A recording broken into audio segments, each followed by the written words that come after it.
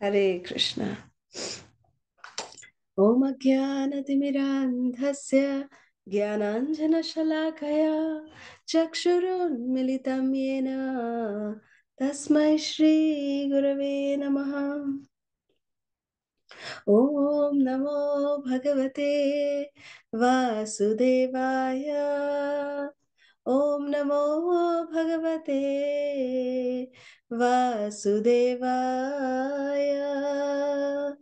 ॐ नमो भगवते वासुदेवाय। नारायणं नमस्कृत्यं नरं चैव नरोत्तमं देवीं सरस्वतीं व्यासं ततो जायमुदीरयेत्। नष्टप्रायेषु अभद्रेषु नित्यं भागवत सेवया भगवती उत्तमा श्लोके भक्तिर्भवति नैष्टिकी।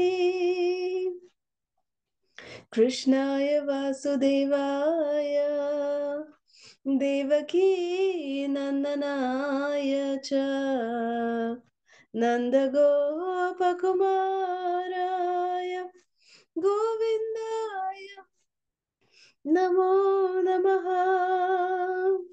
नमः पङ्कजनाभाय नमः पङ्कजमालिने नमः पङ्कजनेत्राय नमस्ते पङ्कजाङ्घ्रये। हरे कृष्ण कृष्ण कृष्ण हरे हरे, हरे राम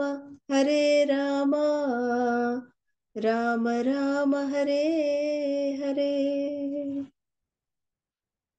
मुखं करोति वाचालं पंगुं लंघयते गिरिं यत्कृपातमहं वन्दे श्रीगुरुं दिनतारिणं परमानन्दमाधवं श्रीचैतन्य ईश्वरं। हरि ओम तत्सत्। हरे कृष्णा। তো সোনালী মাতাজিকে অশেষ অশেষ ধন্যবাদ মাতাজি, যে আপনি এত সুন্দর দামোদর অনুষ্ঠান আপনি অ্যারেঞ্জ করেছেন। খুব ভালো লাগছে আপনাদের সঙ্গে এখানে, আপনাদের সঙ্গে ভালো লাগছে খুব। সমস্ত ভক্তদেরকে আমার প্রণাম, আমাদের প্রণাম। হরে কৃষ্ণ। তো সোনালী মাতাজির ইচ্ছা ছিল যে আজকে আমরা ষড়গোস্বামী অষ্টকমের উপরে আলোচনা করি, তাই তো? ঠিক আছে, তো আপনার ইচ্ছা অনুযায়ী আমরা ষড়গোস্বামী অষ্টকম থেকে আমরা পাঠ করব আজকে। তো এই ষড়গোস্বামী অষ্টকম মানে একটা ক্লাসে যে করা যাবে সেটা খুব মুশকিল, কারণ কি এত মানে আহ গূঢ় তত্ত্ব আছে এর মধ্যে, এত সুন্দর সুন্দর ভাব আছে এর মধ্যে। প্রত্যেকটা শ্লোকে এক একটা করে কাহিনী আছে, বিভিন্ন রকমের লীলা আছে। তো এটা জেনারেলি আমরা যখন করি ষড়গোস্বামী অষ্টকম, এটা সাধারণত আমরা 3-4 দিনের সেমিনার দেয়া হয়। কিন্তু আমি আজকে চেষ্টা করব যে অল্প সময়ের মধ্যে যতটা পারা যায় আপনাদের কাছে প্রস্তুত করার জন্য। তো এই ষড়গোস্বামী অষ্টকম আহ লিখেছেন আহ হচ্ছেন শ্রীমান শ্রীনিবাস আচার্য। শ্রীনিবাস আচার্য প্রভু উনি মানে সেকেন্ড জেনারেশন ভক্ত বলে পরিচিত। শ্রী চৈতন্য মহাপ্রভুর থেকে দ্বিতীয় দ্বিতীয় জেনারেশনে শ্রী চৈতন্য মহাপ্রভু মহাপ্রভুর সঙ্গে উনি দেখা হয়নি, কিন্তু শ্রীনিবাস আচার্যের ব্যাপারে শ্রী গৌরাঙ্গ মহাপ্রভু বলে গেছিলেন। আমি দেখতে পাচ্ছি আমার মা এসছেন। মা, হরে কৃষ্ণা, প্রণাম।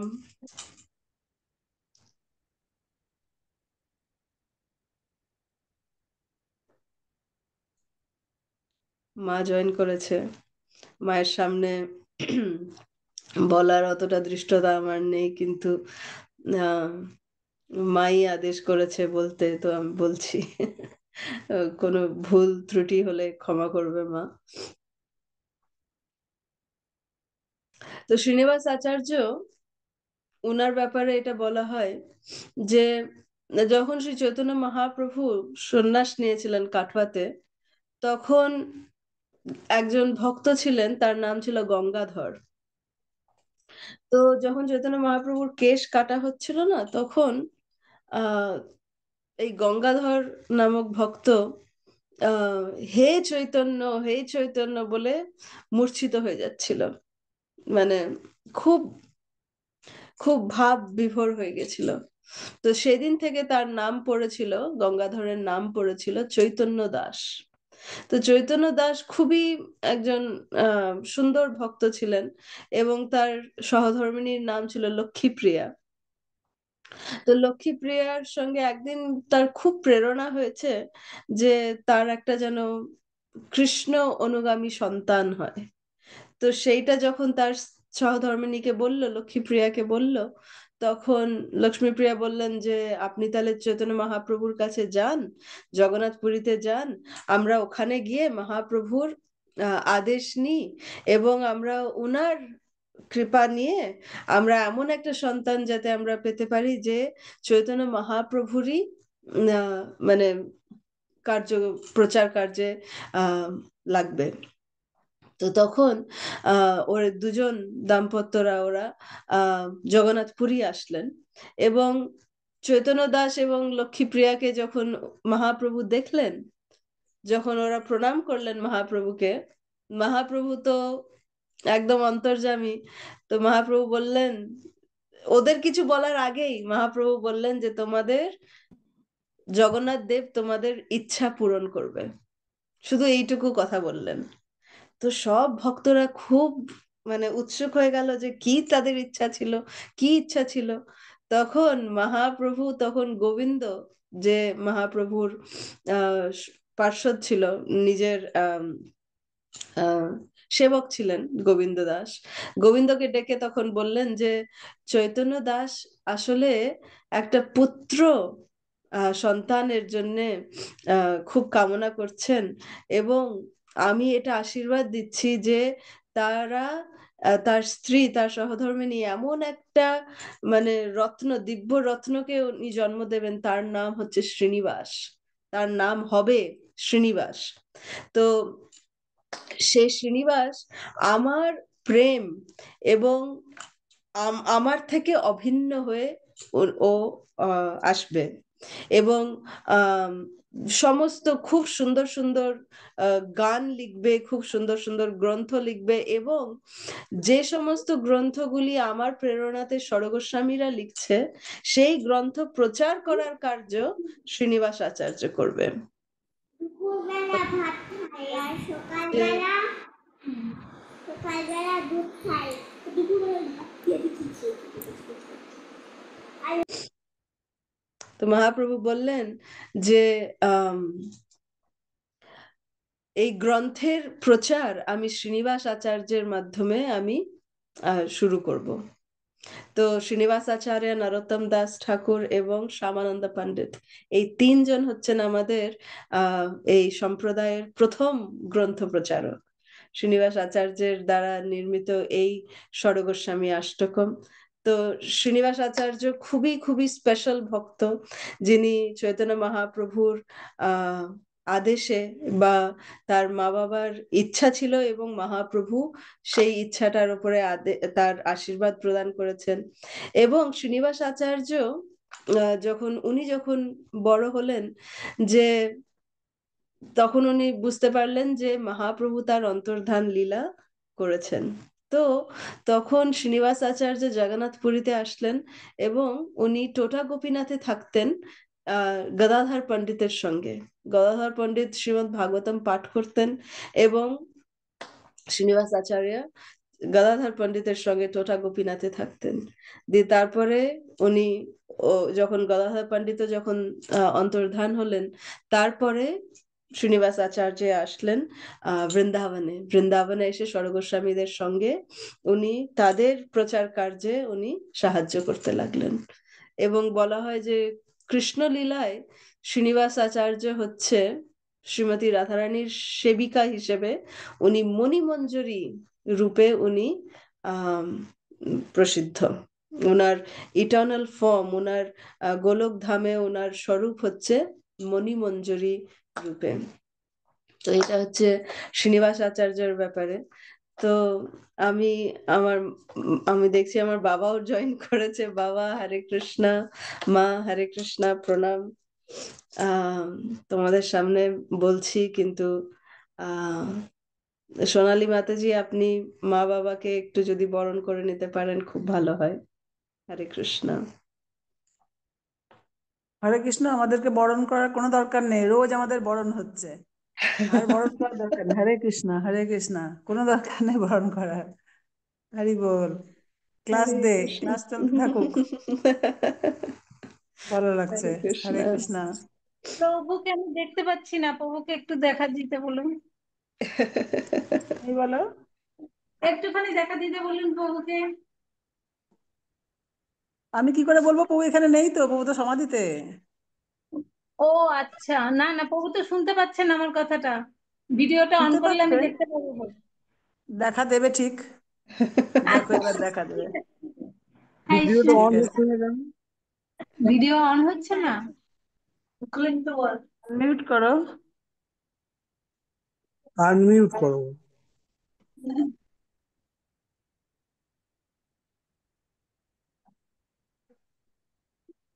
ঠিক আছে, চালাও। হ্যাঁ, শ্রীনিবাস হচ্ছে না। আচার্য। ঠিক আছে। ঠিক আছে। ঠিক আছে মা, তুমি প্রথম শ্লোকটা একটু শুরু করো, তুমি ওটা না একটু না, গেয়ে দাও। তোরা তুই বল, আমি পরে পরে পরে। তুই আচ্ছা, একটা বল, আমি একটা পরে বল। ঠিক আছে। আজকে তোর ডে, ইয়োর ডে টুডে।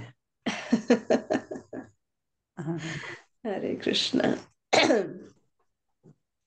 আমার আমার গলাটা খুবই খারাপ হয়ে আছে, যদি আমি কাশতে লাগি কিছু মনে করবেন না। আমি এখানে সবকিছু রেখেছি আমার কাছে, জল টল সব রাখা আছে। তো প্রথম শ্লোকটা হচ্ছে ষড়গোস্বামী অষ্টকম, যেটা আমরা বলছিলাম, যেটা শ্রীনিবাস আচার্য দ্বারা লিখিত। এবং শ্রীনিবাস আচার্য কে আমরা শুনলাম, উনি মণিমঞ্জরী, গোলক বৃন্দাবন ধামে মণিমঞ্জরিতে শ্রীমতী রাধারানীর পরম সেবিকা, রূপ গোস্বামীর রূপা মঞ্জরির আন্ডারে উনি সেবা করেন, মণিমঞ্জরী শ্রীনিবাস আচার্য। তো শ্রীনিবাস আচার্য এই ষড়গোস্বামী অষ্টকম লিখেছেন। তো এই প্রথম শ্লোকে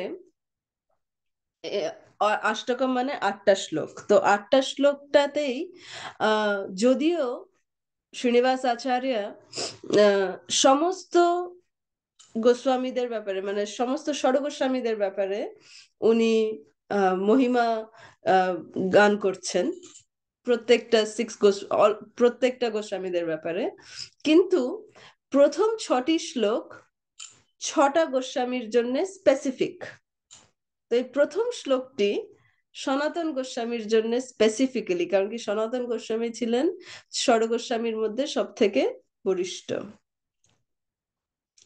তো প্রথম শ্লোকটা হচ্ছে কৃষ্ণ কীর্তন গাননার্তন পরো প্রেমামৃতাম্ভো নিধি ধীরা ধীরা জনা প্রিয় প্রিয় করো নির্মৎসর পূজিত শ্রী চৈতন্য কৃপা ভরো ভুবি ভুবো ভারাবহন্তা রখো वन्दे रूप सनातनो रघुयुगो श्रीजीव गोपालको।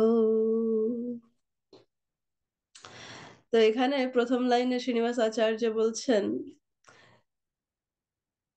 অ্যাকচুয়ালি লাস্ট লাইন থেকে শুরু করি, যে আমি ষড়গোস্বামীদেরকে আমার প্রণাম জানাচ্ছি। বন্দে রূপ সনাতনৌ রঘুযুগৌ শ্রী জীব গোপালকৌ, মানে বন্দে মানে আমি প্রণাম করছি রূপা গোস্বামীকে, সনাতন গোস্বামীকে, রঘু যুগৌ মানে রঘু যারা দুজন আছে, মানে রঘুনাথ দাস গোস্বামী অ্যান্ড রঘুনাথ ভট্ট গোস্বামী, আর আহ জীব গোস্বামী এবং গোপাল ভট্ট গোস্বামী। তো এরা হচ্ছে ষড়গোস্বামী প্রভুগণ। তো এই ষড়গোস্বামী প্রভুগণদেরকে আমি আমার সশ্রদ্ধ প্রণাম নিবেদন করছি, যারা কৃষ্ণ কীর্তনে সবসময় মগ্ন। কৃষ্ণ কীর্তন গান নার্তন পরৌ প্রেমামৃতম বনিধি, মানে ওরা এমন সমুদ্র, আহ এই যে নিধি সমুদ্র, আহ প্রেমামৃতম বনিধি মানে নেকটেরিয়ান ওশন, মানে অমৃতের সমুদ্রর সমান ওদের প্রেম, ওদের ভালোবাসা ভগবানের প্রতি। ধীর ধীর অধীর জনপ্রিয়, মানে এরা হচ্ছে ধীরদের এবং অধীরদের সকলের প্রিয়। যারা খুব ধীর, মানে সমস্ত জনদেরকে এরা প্রিয়। ভক্তের ভক্ত জনপ্রিয়।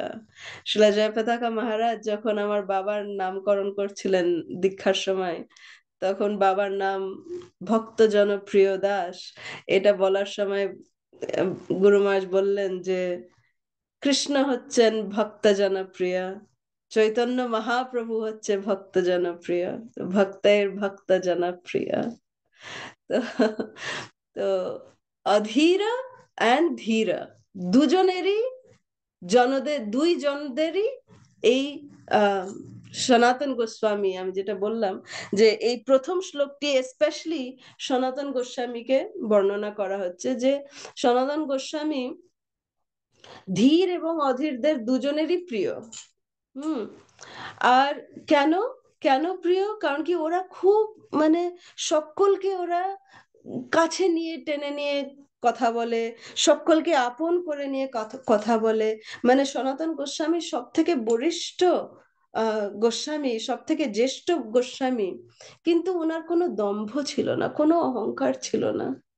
তো উনি সমস্ত ব্রজে উনি ঘুরে বেড়াতেন, প্রত্যেক দিন গিরিরাজের পরিক্রমা করতেন।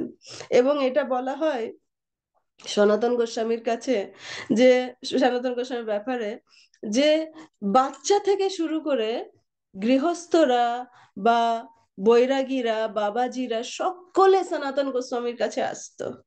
কেন আসতো? গৃহস্থরা এটার জন্য আসতো, ওই সনাতন গোস্বামী দেখো দেখো, এ আমার বর আমাকে কিরকম করে অত্যাচার করছে, তুমি একটু আমাদের সমাধান করে দাও। এই জন্যও সনাতন গোস্বামীর কাছে আসতো। স্বামী স্ত্রীর ঝগড়া যখন লাগতো, বা উম, এই মানে কোনো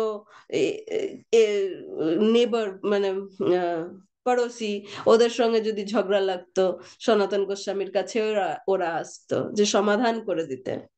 আর সনাতন গোস্বামী যখন ব্রজে ঘুরে বেড়াতেন না, তখন সনাতন গোস্বামী ব্রজবাসীদেরকে জিজ্ঞেস করতেন, আরে তোমাদের ফসল এবছর ঠিক হয়েছে তো? তোমাদের মেয়ের বিয়ে হলো কি না? মেয়ের বিয়ে হয়নি এখনো? কিরকম ছেলে চাই তোমাদের? এরকম ধরনের কথা সনাতন গোস্বামী করতেন। কেন? এইটা শ্রীনিবাস আচার্য বোঝাচ্ছেন যে যে সনাতন গোস্বামী এরকম ভাবতেন যে ব্রজবাসীরা কৃষ্ণর এতই প্রিয় যে ওরা যদি গ্রাম্য, সো কল্ড গ্রাম্য কথাও যদি বলে, সেটা হচ্ছে কৃষ্ণ কথা। মানে মেয়ের বিয়ে হলো কিনা, তোমাদের ফসল কিরকম হয়েছে, এটা কিরকম হয়েছে, ওইটা কিরকম হয়েছে, এইসব যখন কথা বলতেন সনাতন গোস্বামী, এটাও ব্রজবাসীরা কিভাবে উত্তর দিতেন? ওরা বলতাম, হ্যাঁ হ্যাঁ, লালা কি কৃপা সে সব হো গয়া, ঠাকুর জি কি কৃপা সে সব হো গয়া। এরকম করে ব্রজবাসীরা উত্তর দিতেন। তো সবকিছুর ব্যাপারেই সনাতন গোস্বামী ধীর এবং অধীর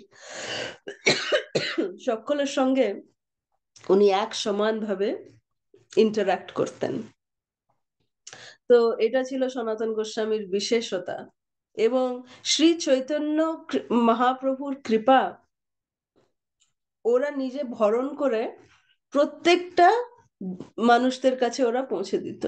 সনাতন গোস্বামী মহাপ্রভুর এতই প্রিয়জন যে সনাতন গোস্বামীকে মহাপ্রভু কত দিন ধরে ইনস্ট্রাক্ট করেছিলেন।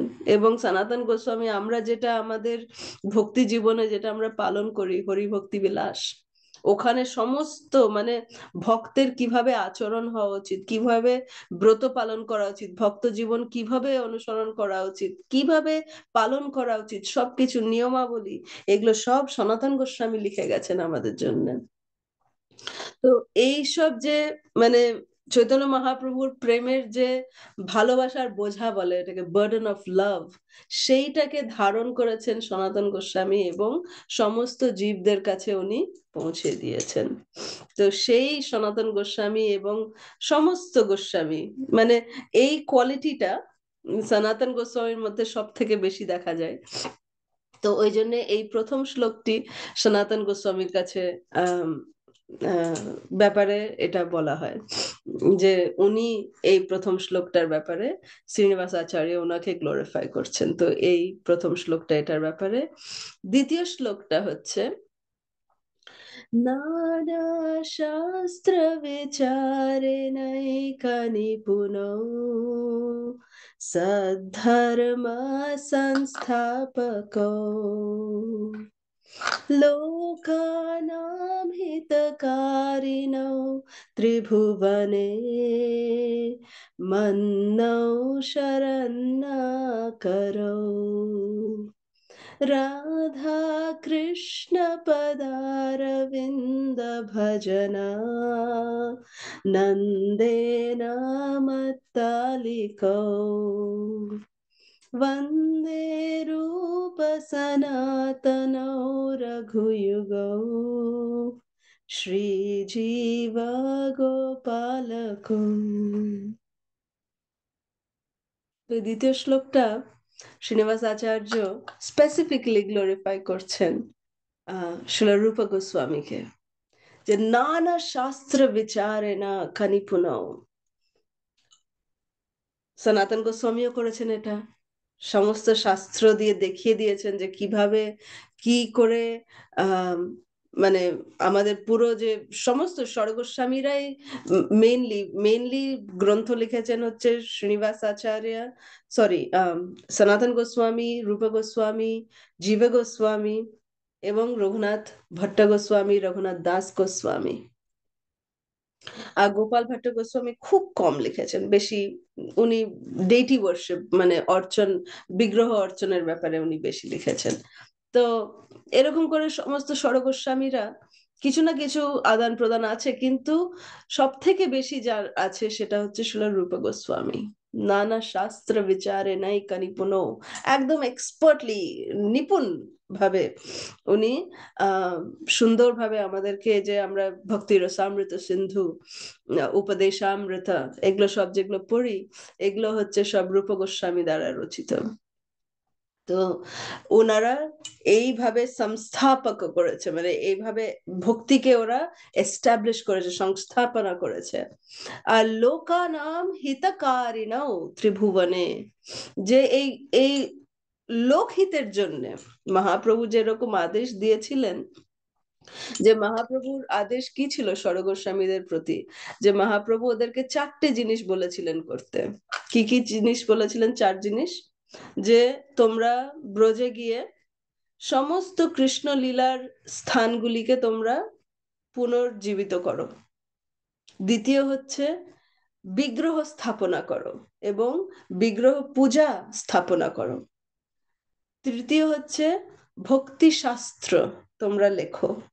আর চতুর্থ হচ্ছে তোমরা এই ভক্তির ব্যাপারে সমস্ত লোককে, সমস্ত জনদেরকে তোমরা জানাও, প্রপাগেট, প্রচার করো এটার ব্যাপারে।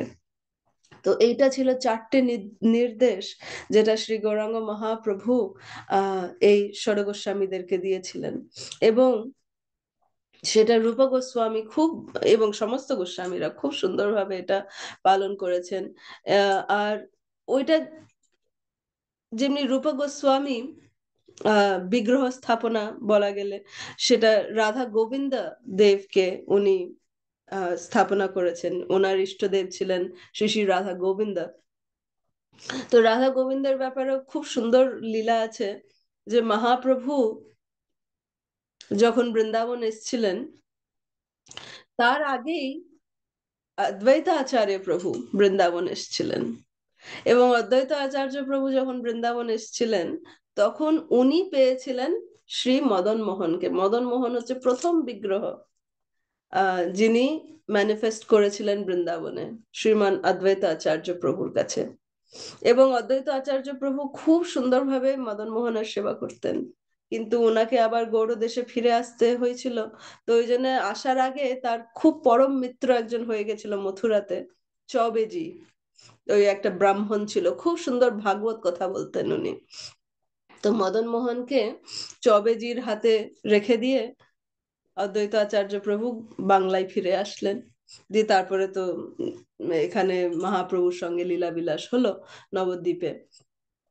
কিন্তু মদন মোহন ওখানে চবেজির কাছে থাকতেন। তো যখন সনাতন গোস্বামী যখন বৃন্দাবনে গেলেন তখন সনাতন গোস্বামী প্রত্যেকটা জায়গায় মধুকরী করে বেড়াতেন, মানে ভিক্ষা করে খেতেন। প্রত্যেক দিন উনি গোবর্ধন পরিক্রমা করতেন। আর একদিন উনি মথুরাতে আসলেন এই চবেজির বাড়িতে, মধুকরী করতে ভিক্ষা করতে এসেছিলেন। তো যখন ভিক্ষা করতে আসলেন তখন আহ এরকম বলা হয় যে ভিক্ষা করছেন, আর তখন চবেজি বাইরে এসে ওনাকে ভিক্ষা প্রদান করলেন। আর ভিক্ষা প্রদান করতে গিয়ে দেখে যে ওখানে একটা, মানে চবেজির ছেলে আছে, নিজের সন্তান, আর তার সঙ্গে আর একটা সুন্দর দেখতে একটা, মানে মদন মোহন বিগ্রহ আছে ওখানে। তো মদন মোহন বিগ্রহ দেখে সনাতন গোস্বামী খুব আকর্ষিত হয়ে গেছিলেন।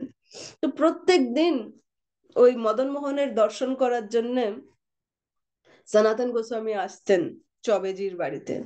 তো একদিন চবেজি আর সনাতন গোস্বামী বসে বসে ভাগবত পাঠ করছিলেন। আর তখন চবেজির ছেলে, ছোট ছেলে, সে কাঁদতে কাঁদতে চবেজির কাছে এসছে, বলছে যে আরে বাবা দেখো দেখো, আমাকে না এই মদন মোহন খুব জ্বালাচ্ছে, এই লাড্ডুটা বলছে ও খাবে। তখন সনাতন গোস্বামী দেখে খুব অবাক হয়ে গেল যে ওই ছোট বাচ্চার সঙ্গে মদন মোহন যে বিগ্রহ, সে খেলা করছিল, একটা ছেলের মতন, শিশুর মতন খেলা করছে। তখন চবেজি ওটা দেখে মানে কোনো কিছু অবাক হয়নি। চবেজি ওই একটা লাড্ডুকে নিয়ে এমনি করে দুভাগ করে বললো যে আরে আরে তোমরা দুজনে লড়াই করো না, এ নাও দুটো লাড্ডু তোমরা দুজনে খাও, বলে নিজের ছেলেকে একটা দিল আর মদন মোহনের হাতে একটা দিল, দিয়ে ওরা দুজনেই গপ গপ করে খেয়ে নিল। আর সনাতন গোস্বামী দেখে অবাক যে এ কি, একই দর্শন করছি যে বিগ্রহ খাচ্ছে, ঘুরে বেড়াচ্ছে, খেলছে, আর চবেজির বাড়িতে এরকম করে বিগ্রহ সেবা হচ্ছে, এত অপূর্ব। তো এরকম দেখে সনাতন গোস্বামী খুব অবাক হয়ে গেছে। এবং সনাতন গোস্বামী তখন প্রত্যেক দিন আসতে থাকলো, আর সনাতন গোস্বামীর সঙ্গেও মদন মোহন খেলতো। তো এটা দেখে খুব খুব, মানে সনাতন গোস্বামীর খুব, মানে হৃদয়ে গেঁথে গেছিল মদন মোহন। তো একদিন যখন সনাতন গোস্বামী এসছে, সেদিন চবেজি বলছে সনাতনকে যে সনাতন গোস্বামী, কালকে তুমি যখন চলে গেলে আমার এই লালা, এই লালা মানে মদন মোহনকে চবেজি লালা বলে ডাকতো, কানহাকে, মদন মোহনকে, যে আমার এই লালা খুব কাঁদছিল, যে তুমি যখন চলে গেলে খুব কাঁদছিল। আমি বললাম কেন কাঁদছো? বলছে যে আরে না না, আমাকে সনাতন গোস্বামীর সঙ্গে আমাকে পাঠিয়ে দাও, ওই বাবাজি মহারাজের সঙ্গে আমি থাকবো। তখন আমি ওকে খুব বোঝালাম যে না না লালা, তুমি, ওই বাবাজি তো একদম বাবাজির মতন থাকে, মানে কোনো ঠিক ঠিকানা নাই, তুমি খাবে কি, তুমি কোথায় ঘুমাবে, তোমার কি করে তোমার দেখাশোনা হবে, এরকম তো হয় না। ও যে না না, ওই বাবাজি যেখানে আমাকে রাখবে আমি ওখানেই থাকবো, তুমি আমাকে ওর সঙ্গে যেতে দাও। তো বলছে যে সারা রাত মদন মোহন তোমার জন্য কেঁদেছে, তো তুমি ওকে নিয়ে যাও। তো এরকম বলার পরে তখন সনাতন গোস্বামী বললো ঠিক আছে। তো সনাতন গোস্বামীর হাত ধরে মদন মোহন বৃন্দাবনে আসলেন, মথুরা থেকে বৃন্দাবন আসলেন এবং সনাতন গোস্বামীর সঙ্গে থাকতে লাগলেন। দিয়ে সনাতন গোস্বামী তো প্রত্যেকদিন মধুকরী করতেন, তো মধুকরীতে এক একদিন আটা পেতেন, বেশিরভাগ দিনই আটা পেতেন। তো আটাকে যমুনার জলের সঙ্গে, না প্লেন জলের সঙ্গে এমনি মিশিয়ে উনি ছোট ছোট গোলা বানাতেন এবং ওইটাকে খেতেন। আনাকলি বলে ওটাকে। একদম ছোট ছোট গোল গোল, রুটিও না, মানে ফ্ল্যাট করতেন না, এমনি গোল গোল বানিয়ে আগুনে ফেলে দিতেন আর গোল গোল টিক্কির মতন হয়ে যেত। ওইটাকে সনাতন গোস্বামী প্রথমে মদন মোহনকে খাওয়াতেন এবং তারপরে নিজে খেতেন। তো একদিন মদন মোহন বলছে, সনাতন অ্যাটলিস্ট একটু লবণ একটু দিয়ে দাও, তো লবণটা যদি তুমি দাও তাহলে একটু একটু টেস্ট হয়, এই শুধু আটার গোলা রোজ খেতে ভালো লাগে? তখন সনাতন গোস্বামী বলছে, আজকে তুমি লবণ চাইছো, কালকে ঘি চাইবে, পরশু রসগোল্লা চাইবে, তারপরে 56 ভোগ চাইবে, অত আমি করতে পারবো না, তুমি যাও তাহলে চৌবেরজির কাছে যাও, আমি পারবো না অতটা দিতে। তো এরকম করে মদন মোহন খুব লীলা বিলাস করেছেন সনাতন গোস্বামীর সঙ্গে। তো সেই মদন মোহন হচ্ছে প্রথম বিগ্রহ বৃন্দাবনের। তো তারপরে তো সনাতন গোস্বামী যখন এরকম মদন মোহনের বিগ্রহ যখন স্থাপনা করলেন এবং মহাপ্রভুকে যখন উনি চিঠিতে লিখলেন যে এরকম মদন মোহন আমার বৃন্দাবনে এসছেন, তো আহ মহাপ্রভু খুব খুব খুশি হলেন এবং উনি লিখলেন যে ওখানে গোবিন্দ দেবও আছে, গোবিন্দ দেবের বিগ্রহ আছে, তোমরা খোঁজো।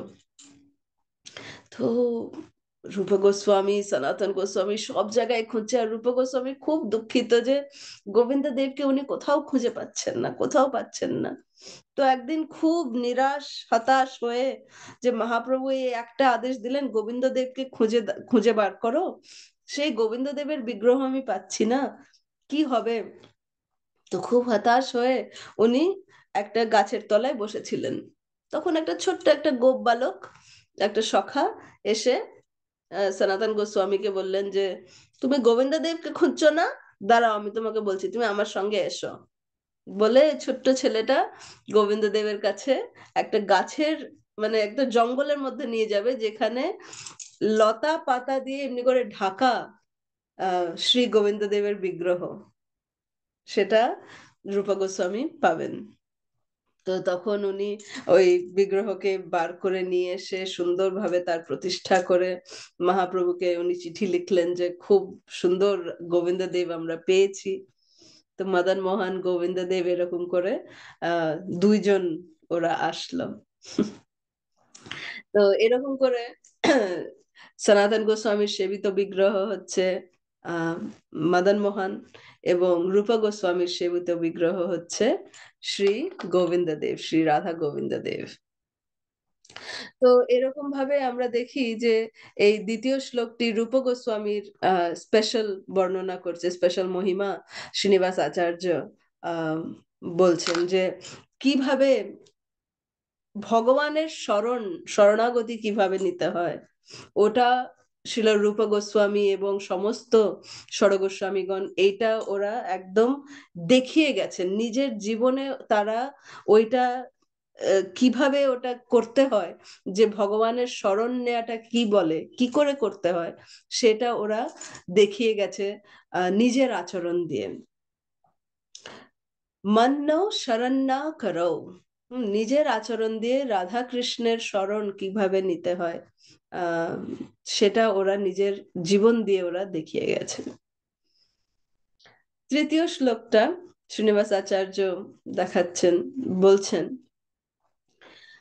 শ্রী গৌরাঙ্গ গুণানুবর্ণন বিধৌ শ্রদ্ধা সমৃদ্ধানিতৌ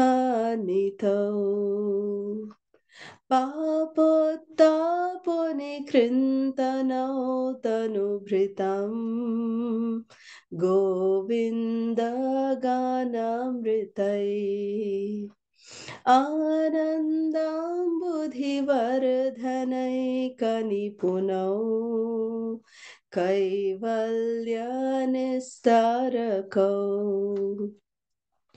वन्दे रूप सनातनौ रघुयुगौ श्रीजीव गोपालकौ। তো এই তৃতীয় শ্লোকটি বলা হচ্ছে, স্পেশাল বর্ণনা হচ্ছে রঘুনাথ ভট্ট গোস্বামীর ব্যাপারে, যে রঘুনাথ ভট্ট গোস্বামী এতই অপূর্ব একজন ভক্ত ছিলেন যে রঘুনাথ ভট্ট গোস্বামী শ্রী গৌরাঙ্গ মহাপ্রভুর গুণানুলীলা এত সুন্দর বর্ণনা করতেন যে যাদের কোনো শ্রদ্ধা আছে বা যাদের কোনো শ্রদ্ধা নেই, তারাও যদি রঘুনাথ ভট্ট গোস্বামীর দ্বারা কথা বলা ওরা যদি শুনতো গৌরাঙ্গ মহাপ্রভুর বিষয়ে, ওরা মানে পুরো একদম ভক্ততে পরিণত হয়েই যেত। এত বিশ্বাস নিয়ে, এত প্রেম ভালোবাসা নিয়ে রঘুনাথ ভট্ট গোস্বামী শ্রী গৌরাঙ্গ মহাপ্রভুর মানে গুণানুবর্ণন করতেন এত সুন্দরভাবে। তো তাদের পাপ উত্তাপ মানে আহ এমন কথা বলতেন, এমন শ্রীমদ্ ভাগবতমের কথা বলতেন বা এমন কীর্তন করতেন তনুভৃতাম, যারা মানে যারা খুব মানে আহ দেহগত যারা ব্যক্তিরা মানে জীব সাধারণত, তারা যারা মানে ভগবত উপলব্ধি কিচ্ছু হয়নি তাদের, তারা যদি রঘুনাথ ভট্ট গোস্বামীর যদি ওরা কথা শুনতো, তারা তার একদম শ্রী চৈতন্য মহাপ্রভুর চরণে তাদের মতি একদম আকর্ষিত হয়েই যেত। এটার একটা খুব স্পেশাল কারণ আছে। কেন? রঘুনাথ ভট্ট গোস্বামী কে? রঘুনাথ ভট্ট গোস্বামী হচ্ছেন তপন মিশ্রের পুত্র সন্তান। তো তপন মিশ্র ছিল শ্রী চৈতন্য মহাপ্রভুর সঙ্গে স্কুলে একই সঙ্গে নবদ্বীপে পড়তো তারা। তো তপন মিশ্র মহাপ্রভুকে সাংঘাতিক ভালোবাসতো, খুব ভালোবাসতো। এবং যখন তপন মিশ্র যখন ভক্ত ভক্ত হয়ে যখন উনি মানে ভক্তি যখন মহাপ্রভু ওনাকে প্রদান করলেন, তখন মহাপ্রভুর সন্ন্যাস লীলার আগে নবদ্বীপে, তখন তপন মিশ্রাকে মহাপ্রভু আদেশ করলেন যে তুমি বারাণসী যাও, তুমি বারাণসী গিয়ে তুমি ওখানে থাকো, আর আমি আসবো তোমার সঙ্গে দেখা করতে। তো তপন মিশ্রা বললেন যে মহাপ্রভু, আমি জানি তুমি আমাকে কেন তুমি এখান থেকে বার করে দিচ্ছ, নবদ্বীপ ধামে অ্যাটলিস্ট আমাকে থাকতে দাও, সমস্ত ভক্তরা এখানেই আছে, আমাকে তুমি ভক্ত একটা ওই মায়াবাদীর শহরে, ওখানে সমস্ত মায়াবাদীরা আছে, তুমি ওখানে আমাকে কেন পাঠাচ্ছ? তখন মহাপ্রভু বললেন যে ওখানে তুমি যাও, ওখানে তুমি প্রচার করো, আর আমি তোমাকে আশ্বাসন দিচ্ছি যে আমি আসবো, আমি একদিন না একদিন তোমার সঙ্গে দেখা করতে আমি অবশ্যই আসবো। তপন মিশ্র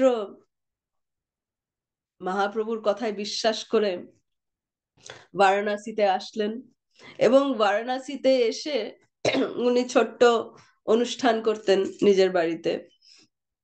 কিন্তু বারাণসী আমরা জানি ওটা হচ্ছে মানে প্রকাশানন্দ সরস্বতীর হেডকোয়ার্টার্স, মায়াবাদীদের হেডকোয়ার্টার্স ওটা। তো ওখানে এত মায়াবাদ, এত মায়াবাদ, ওখানে মহাপ্রভু তপন মিশ্রকে পাঠিয়েছে। আর ওই দিনে তো কোনো মানে হোয়াটসঅ্যাপ ছিল না, কিছু ছিল না, তো মহাপ্রভু যে কবে আসবে সেটারও কোনো ভরসা নেই। কিন্তু এই যে এই একটা কথা মহাপ্রভু বলেছিলেন যে তুমি ওখানে যাও, প্রচার করো, আমি আসবো, আমি এটা তোমাকে প্রমিস করছি আমি আসবো। সেই কথার উপরে বিশ্বাস রেখে তপন মিশ্রা ওখানে তার সাধনা ভক্তি করতেন এবং ছোট্টভাবে উনি প্রচার করতেন। তো বারাণসীতে ওনার পরিবার ছিল, আর ওনার একমাত্র সন্তান ছিল রঘুনাথ ভট্ট, রঘুনাথ ভট্ট গোস্বামী। তো রঘুনাথ ভট্ট ছোট্টবেলা থেকে তার বাবার কাছ থেকে সমস্ত শ্রী চৈতন্য মহাপ্রভুর লীলা সব শ্রবণ করেছে। আর রঘুনাথ ভট্ট জিজ্ঞেস করতো বাবা কবে আসবে মহাপ্রভু, কবে আসবে? আর রঘুনাথ ভট্টকে তপন মিশ্রা বলতেন এই বিশ্বাস রাখো পুত্র, তোমার নিশ্চয় মহাপ্রভু আসবেন, মহাপ্রভু বলেছেন আসবেন, উনি আসবেন। তো এই বিশ্বাস নিয়ে মহাপ্রভুর লীলা স্মরণ করতে করতে, লীলা শুনতে শুনতে উনি বড় হয়েছেন রঘুনাথ ভট্ট গোস্বামী দিয়ে। একদিন মণিকর্ণিকা ঘাটে যখন তপন মিশ্রা যখন স্নান করতে গেছে, তখন ওখানে দেখে শ্রী গৌরাঙ্গ মহাপ্রভু সেই মণিকর্ণিকা ঘাটে মহাপ্রভু স্নান করছেন। মহাপ্রভু জানাতেও পারেনি, জানায়নি তপন মিশ্রাকে যে আমি আসছি অমুক সময়। একদিন যখন স্নান করতে গেছে তখন দেখে যে মহাপ্রভু ওখানে স্নান করছে। তো মহাপ্রভুকে সন্ন্যাস রূপে দেখে তপন মিশ্রা খুব খুশি হয়েছিলেন, এবং তপন মিশ্রার বাড়িতে মহাপ্রভু ছিলেন বারাণসীতে, এবং সমস্ত লীলা হয়েছিল এই মানে মায়াবাদীদের সঙ্গে। কিন্তু ওই সময় যখন তপন মিশ্রার বাড়িতে মহাপ্রভু ছিলেন, তখন রঘুনাথ ভট্ট গোস্বামী মহাপ্রভুর খুব সেবা করতেন। তো ছোট্ট মানে ছোট্ট শিশু রূপে মহাপ্রভুর সুন্দর সুন্দর সেবা করতো তপন মিশ্রার ছেলে রঘুনাথ ভট্ট গোস্বামী। এবং মহাপ্রভুর কাছে উনি সমস্ত ভাগবতমের কাহিনী শুনতো, আর সেই কাহিনীগুলো মহাপ্রভুর মুখ থেকে শোনা কাহিনীগুলো কনস্ট্যান্টলি ও শুধু শ্রীমদ্ ভাগবতমের পাঠ তখন করতে লাগলেন মহাপ্রভুর প্রেরণাতে।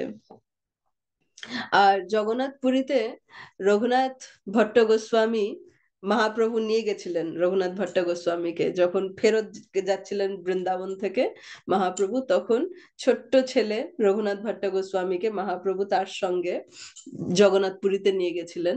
এবং রঘুনাথ ভট্টের একটা সেবা ছিল যে ও মহাপ্রভুর জন্য কিছু কাল রান্না করতেন, এবং মহাপ্রভুর জন্য উনি কীর্তন করতেন এবং পাঠও করতেন। তো মহাপ্রভু তার নামকরণ করেছিল কীর্তন আচার্য। এটা হচ্ছে রঘুনাথ ভট্ট গোস্বামী। তারপরে মহাপ্রভু তাকে আদেশ করেন যে তুমি এবার রূপ সনাতনের সঙ্গে তুমি যাও, ওরা বৃন্দাবনে আছে, আর ওদের কাছে গিয়ে তুমি তুমি ওখানে গিয়ে তুমি প্রচার কার্যে তুমি ওদেরকে সাহায্য করো। তো রঘুনাথ ভট্ট গোস্বামী কোনো নিজের বিগ্রহ উনি স্থাপনা করেননি।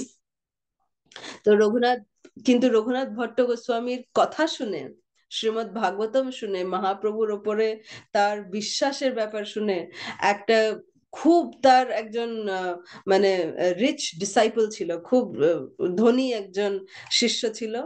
তার প্রেরণাতে, রঘুনাথ ভট্ট গোস্বামীর প্রেরণাতে সেই শিষ্যটা ওই ধনী শেঠ রাধা গোবিন্দ মন্দির স্থাপনা করেছিলেন রূপ গোস্বামীর জন্য। তো এই তৃতীয় শ্লোকটি রঘুনাথ ভট্ট গোস্বামীকে শ্রীনিবাস আচার্য গ্লোরিফাই করছেন, তার বর্ণনা করছেন। চতুর্থ শ্লোকে আমরা যাই এখন। ওখানে বলছেন শ্রীনিবাস আচার্য, त्यक्त्वा तूर्णमशेषमण्डलपति श्रेणिं सदा तुच्छवात् भूत्वा दीनगणेश करुणया कोऽपि न कण्ठाश्रितौ गोपी भावरसामृताब्धिलहरी कल्लोलमग्नमुहुर् वन्दे रूपसनातनौ रघुयुगौ श्रीजीव गोपालकौ।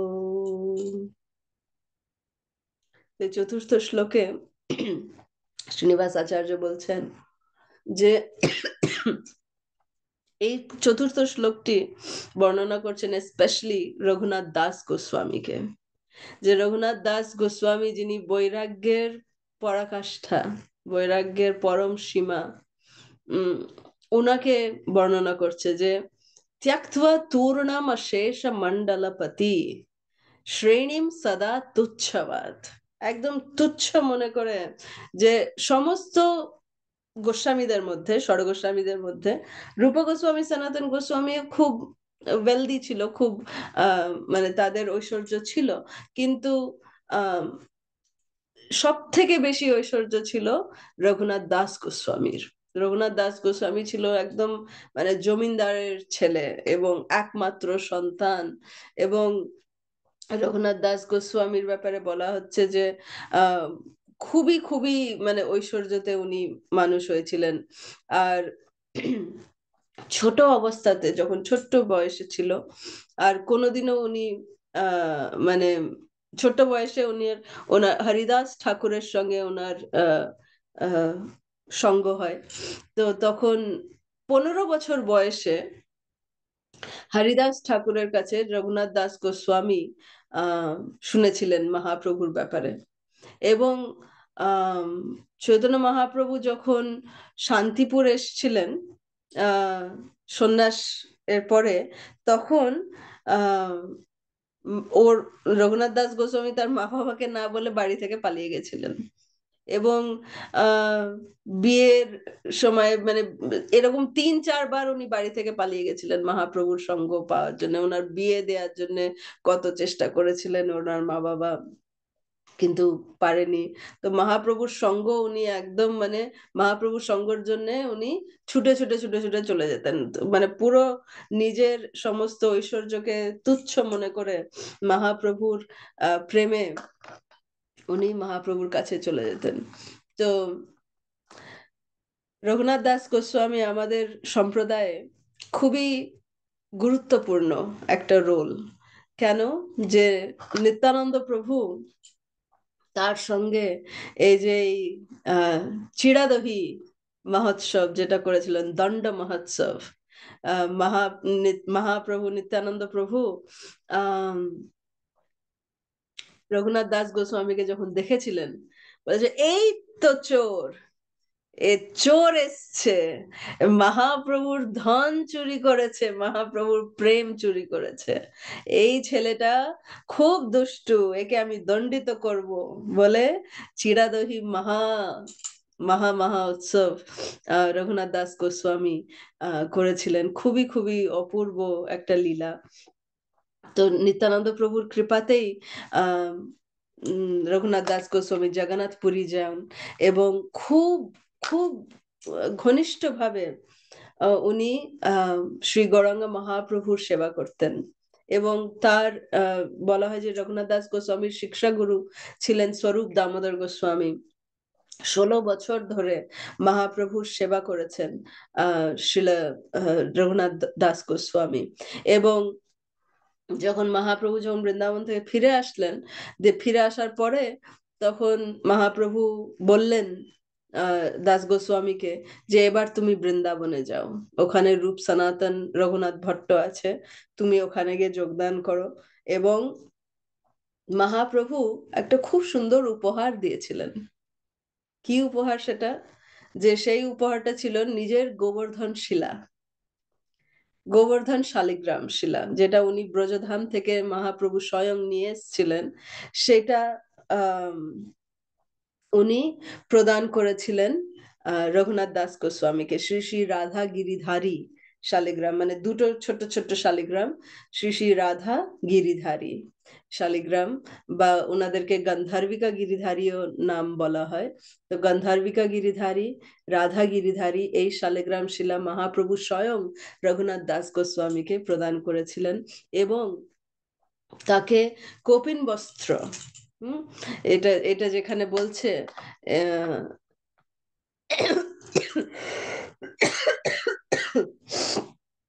কৌপিনা কণ্ঠাশ্রিত। তো এই যে লায়ন ক্লথ যেটাকে বলে, মানে বাবাজিদের বেশ যেটাকে বলে, সেইটা মহাপ্রভু রঘুনাথ দাস গোস্বামীকে দিয়েছিলেন। এবং রঘুনাথ দাস গোস্বামীর পরে উনি গোপাল ভাট্ট গোস্বামীর জন্যেও এই বাবাজি বস্ত্র উনি মহাপ্রভু পাঠিয়েছিলেন বৃন্দাবনে পাঠিয়েছিলেন জগন্নাথপুরী থেকে, যখন গোপাল ভাট্ট গোস্বামী যখন বৃন্দাবন আসেন। তো এরকম ভাবে মহাপ্রভু এই কপিন বস্ত্র বা বাবাজিদের বস্ত্র রঘুনাথ দাস গোস্বামীকে মানে ওইটা দিয়ে বরণ করে, এই শালিগ্রাম দিয়ে বরণ করে ওনাকে বৃন্দাবন পাঠায়। এবং বৃন্দাবনে এসে রঘুনাথ দাস গোস্বামীর সব থেকে মেজর কন্ট্রিবিউশন হচ্ছে রূপ সনাতন ওনাকে বলেছিলেন যে দাস গোস্বামী তুমি রাধাকুণ্ডে যাও গোবর্ধনের কাছে, এবং তুমি রাধাকুণ্ডের নির্মাণ কার্য তুমি করো। তো রঘুনাথ দাস গোস্বামী বলা হয় যে 40 বছর উনি রাধাকুণ্ডের তীরে ওখানে বসে উনি ভজন করতেন, এবং তার রাধা গিরিধারীকে উনি সেবা করতেন, গান্ধার্বিকা গিরিধারীকে উনি সেবা করতেন। এবং রাধাকুণ্ডের নির্মাণ, যে পুনর্নির্মাণ, যেটা আমরা দেখি রাধাকুণ্ড, সেইটা করেছিলেন শিলা রঘুনাথ দাস গোস্বামীর মানে নির্দেশে তার একজন শিষ্য করেছিল, একজন ওয়েলদি শিষ্য করেছিল। তো এইটা হচ্ছে এই চতুর্থ শ্লোকটা। তো মাতাজি, সোনালী মাতাজি, আমাদের 1 ঘন্টা হয়ে গেছে, আর আমরা শুধু চতুর্থ শ্লোক পর্যন্ত এসেছি। কি করা যায়? তাড়াতাড়ি তাড়াতাড়ি বলে দেবো, 15-20 মিনিটে।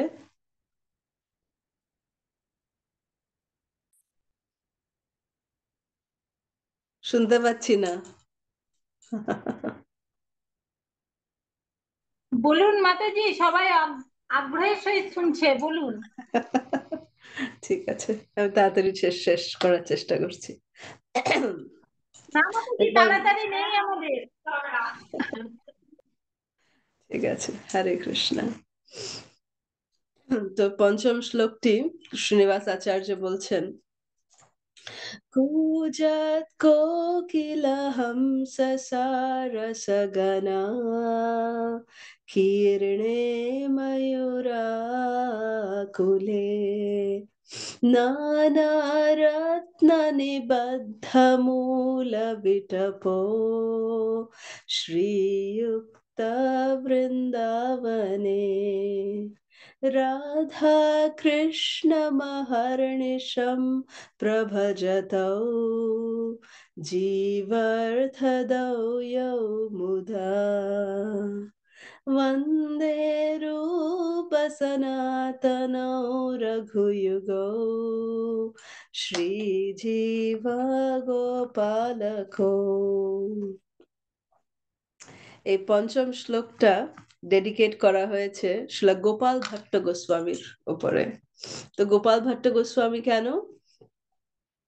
যে বলছেন যে কুজাত কোকিলা হংস সারসা, তো বৃন্দাবন ধামে ময়ূরা আকুলে, মানে এত সুন্দর সুন্দর পাখিদের, মানে কোয়েলদের, কোয়েল বলে তো নাকি, কি বলে, কুকুরা, কোকিল, কোকিল, হ্যাঁ কোকিল পাখি, হংস আছে ওখানে, সারসা, সারসা মানে ক্রেনস, যেটা বকাসুর যেটা ছিল, মানে বক, বক নট অসুর, সারসা মানে হচ্ছে বক। তারপরে আহ আহ ময়ূরা, মানে ময়ূর আছে ওখানে। আর সব সময় ওখানে ওরা ঘুরে বেড়াচ্ছে কি করে, কোকিলরাও ওখানে কু বলে ওরা কৃষ্ণের স্মরণ দিচ্ছে। যখন ময়ূররা যখন ডাকে, ওরা শ্যাম শ্যাম শ্যাম বলে এরকম করে ডাকে। আর বৃন্দাবন ধাম হচ্ছে নানা রত্ন নিবদ্ধ মূল বিটপ শ্রীযুক্ত বৃন্দাবনে। মানে আমরা এই আসল চোখ দিয়ে আমরা দেখতে পারবো না যে বৃন্দাবনের আসল রত্ন, যেটা মানে রাধাকুণ্ডের যেটা যেটা বর্ণনা আছে, যে রাধাকুণ্ডের চারিপাশে এত সুন্দর রত্ন বিগ্রহ আছে, রত্ন রত্ন নিকুঞ্জ বন আছে, তারপরে কত সুন্দর সুন্দর জিনিস আছে ওখানে, এত অপূর্ব বর্ণনা আছে। তো এগুলো সব আমরা এই চোখ দিয়ে আমরা দেখার ক্ষমতা নেই, কিন্তু যাদের আছে সেটা হচ্ছে এই ষড়গোস্বামীদের আছে। তো তারা ওই রকম ভাবে বৃন্দাবন দর্শন করে আমাদেরকে সেইটা ওরা লিখিত রূপে আমাদেরকে প্রদান করেছেন। এবং সেটার একটা গ্রেটেস্ট উদাহরণ হচ্ছেন শিলা গোপাল ভট্ট গোস্বামী। কেন গোপাল ভট্ট গোস্বামী কে? গোপাল ভট্ট গোস্বামী হচ্ছেন যখন মহাপ্রভু যখন সাউথ ইন্ডিয়া, দক্ষিণ ভারত যাত্রা যখন করছিলেন, তখন উনি যখন শ্রীরঙ্গমে আসলেন, তখন শ্রীরঙ্গনাথের দর্শন করে, শ্রীরঙ্গমে শ্রীরঙ্গনাথের দর্শন করে মহাপ্রভু যখন বেরিয়ে আসছিলেন, ওখানে একজন ব্রাহ্মণের সঙ্গে দেখা হয় মহাপ্রভুর। তার নাম ছিল ভ্যাঙ্কটা ভাট্টা। তো ভ্যাঙ্কটা ভাট্টা তার একটা 7 বছরের ছেলে ছিল, তার নাম ছিল গোপাল, গোপাল ভট্ট। তো ভেঙ্কটা ভাট্টার বাড়িতে মহাপ্রভু এই 4 মাস উনি নির্বাহ করেছিলেন, চতুর্মাসের এই 4 মাস। তো ভেবে দেখুন, কার্তিক মাস ভেঙ্কটা ভাট্টা সুন্দর সেবা করেছেন মহাপ্রভুর এই পুরো চতুর্মাসের। আর প্রত্যেক দিন এই 7 বছরের ছেলে গোপাল ভাট্টা মহাপ্রভুর মানে অপূর্ব সেবা করেছেন। আর মহাপ্রভু খুব স্নেহ করত গোপাল ভাট্টাকে, এবং তার প্লেট থেকে মহাপ্রভু যখন প্রসাদ পেতেন ভেঙ্কটা ভাট্টার বাড়িতে, তখন তার প্লেট থেকে উচ্ছিষ্ট মহাপ্রভু নিজের হাতে গোপাল ভাট্টাকে পাওয়াতেন, গোপাল ভাট্টাকে প্রদান করতেন, এত অপূর্ব। তো মহাপ্রভু আহ গোপাল ভট্ট যখন চলে যাচ্ছেন, তখন গোপাল ভট্ট খুব কাঁদছে, খুব কাঁদছে, ছোট্ট ছেলে খুব কাঁদছে। তখন মহাপ্রভু বলবেন যে, গোপাল ভট্ট তুমি এখন কেঁদো না, তোমার মা বাবা যতদিন আছে তুমি তাদের সেবা করো, দিয়ে তোমার মা বাবা যখন অন্তর্ধান হয়ে যাবে তখন তুমি বৃন্দাবনে চলে যাও, আর ওখানে রূপ সনাতন ওখানে থাকবে, তাদের সঙ্গে তুমি ওখানে গিয়ে আমার সেবা কাজে তুমি লেগে যেও। এরকম করে মহাপ্রভু আদেশ করবেন। দিয়ে তারপরে আহ যখন মানে গোপাল ভাট্ট গোস্বামী খুব সুন্দরভাবে তার মা বাবার সেবা করে, যখন ভেঙ্কটা ভাট্টা এবং তার সহধর্মিণী যখন আহ এই দেহ রাখলেন ওরা, তখন গোপাল ভট্ট চলে আসলেন বৃন্দাবনে। এবং গোপাল ভট্ট যখন বৃন্দাবন আসলেন, তখন রূপ গোস্বামী মহাপ্রভুকে চিঠি লিখলেন যে, মহাপ্রভু গোপাল চলে এসছে বৃন্দাবন, গোপাল ভট্ট এসছে বৃন্দাবনে। তো যখন মহাপ্রভু শুনলেন যে গোপাল ভট্ট বৃন্দাবনে এসেছেন, তখন মহাপ্রভু খুব সুন্দরভাবে মহাপ্রভু গোপাল ভট্টের জন্য একজন ভক্তর সঙ্গে যে বাবাজির বস্ত্র আর কিছু নিজের উচ্ছিষ্ট মালা, এইসব জিনিস গোপাল ভট্টের জন্য উপহার স্বরূপ মহাপ্রভু পাঠিয়েছিলেন। দেখা যায় যে মহাপ্রভু কত স্নেহ করতেন গোপাল ভট্টকে। তো রূপা গোস্বামী এই জিনিসগুলো পেয়ে গোপাল ভট্টকে খুব সুন্দরভাবে বাবাজি বস্ত্র প্রদান করেছিলেন। এবং গোপাল ভট্ট গোস্বামী 12খানা শালিগ্রাম উনি পুজো করতেন। তো নিজের ঝোলাতে, বাবাজি ঝোলাতে উনি 12টা শালিগ্রাম নিয়ে ঘুরে বেড়াতেন, যেখানে যেতেন 12টা শালিগ্রাম নিয়ে চলে যেতেন, ওখানে গিয়ে পুজো করতেন। তো আমরা জানি এই কাহিনীটা যে উম যারা সব মানে বড় বড় শেঠরা আসতো, কারণ কি রঘুনাথ ভট্ট গোস্বামীর খুব সুন্দর সুন্দর, খুব ঐশ্বর্যপূর্ণ শিষ্যরা ছিল, তারা এসে খুব সুন্দর সুন্দর বস্ত্র রাধা গোবিন্দর জন্য, রাধা মদন মোহনের জন্য, রাধা দামোদর যে জীব গোস্বামীর সেবিত বিগ্রহ, তার জন্য ওরা প্রদান করতেন। আর গোপাল ভট্ট ভাবতো, ইস, আমারও যদি বিগ্রহ থাকতো তাহলে কত ভালো হতো, যে আমার তো বিগ্রহ নেই, আমার তো এই শালিগ্রাম শিলা, আমি কি করে বস্ত্র আভূষণ গয়না টয়না কি করে পরাবো, এরকম ভাবতেন গোপাল ভট্ট গোস্বামী। এবং এরকম ভেবে তখন উনি খুব দুঃখিত হতেন। তো ভাবতেন, ঠিক আছে, আমার কাছে দামোদর শিলা আছে, এরকম ছোট্ট দামোদর শিলা আছে, ঠিক আছে, গোপাল শিলা আছে, এরকম করে আমি পুজো করব। তো এই যে নানা রত্ন নিবদ্ধ মূল বিটপ শ্রীযুক্ত বৃন্দাবনে, যে বৃন্দাবন হচ্ছে চিন্তামণি ধাম, এবং এরকম ভক্ত যাদের এরকম ইচ্ছা যে ওরা ভগবানকে এরকম ভাবে ওরা সেবা পুজো করতে চায়, তো ওই ধাম যেটা চিন্তামণি ধাম, তো সেরকম ভক্তদের ইচ্ছা কেন পূরণ করবে না, তাই না? তো ওই জন্য এইটার আহ একদম সাক্ষাৎ একটা উদাহরণ দেওয়ার জন্য একদিন সকালে কি হয়েছে, সকাল মানে ভোরবেলায় একদম ব্রহ্ম মুহূর্ততে, তখনও অন্ধকার, তখন ওরা একদিন গোপাল ভট্ট গোস্বামী যমুনা স্নানের জন্য এসছে, এবং একটা গাছের ডালাতে নিজের ওই বাবাজির ঝোলাটাকে এমনি করে ঝুলিয়ে দিয়েছে, ওর মধ্যে শালিগ্রাম শিলা আছে। ঝুলিয়ে রেখে উনি স্নান করতে গেছেন যমুনাতে। তো যমুনা থেকে স্নান করে যখন বেরিয়ে এসছে, তো শালিগ্রাম শিলা তো ছোট্ট ছোট্ট ছোট ছোট শালিগ্রাম শিলা হয়।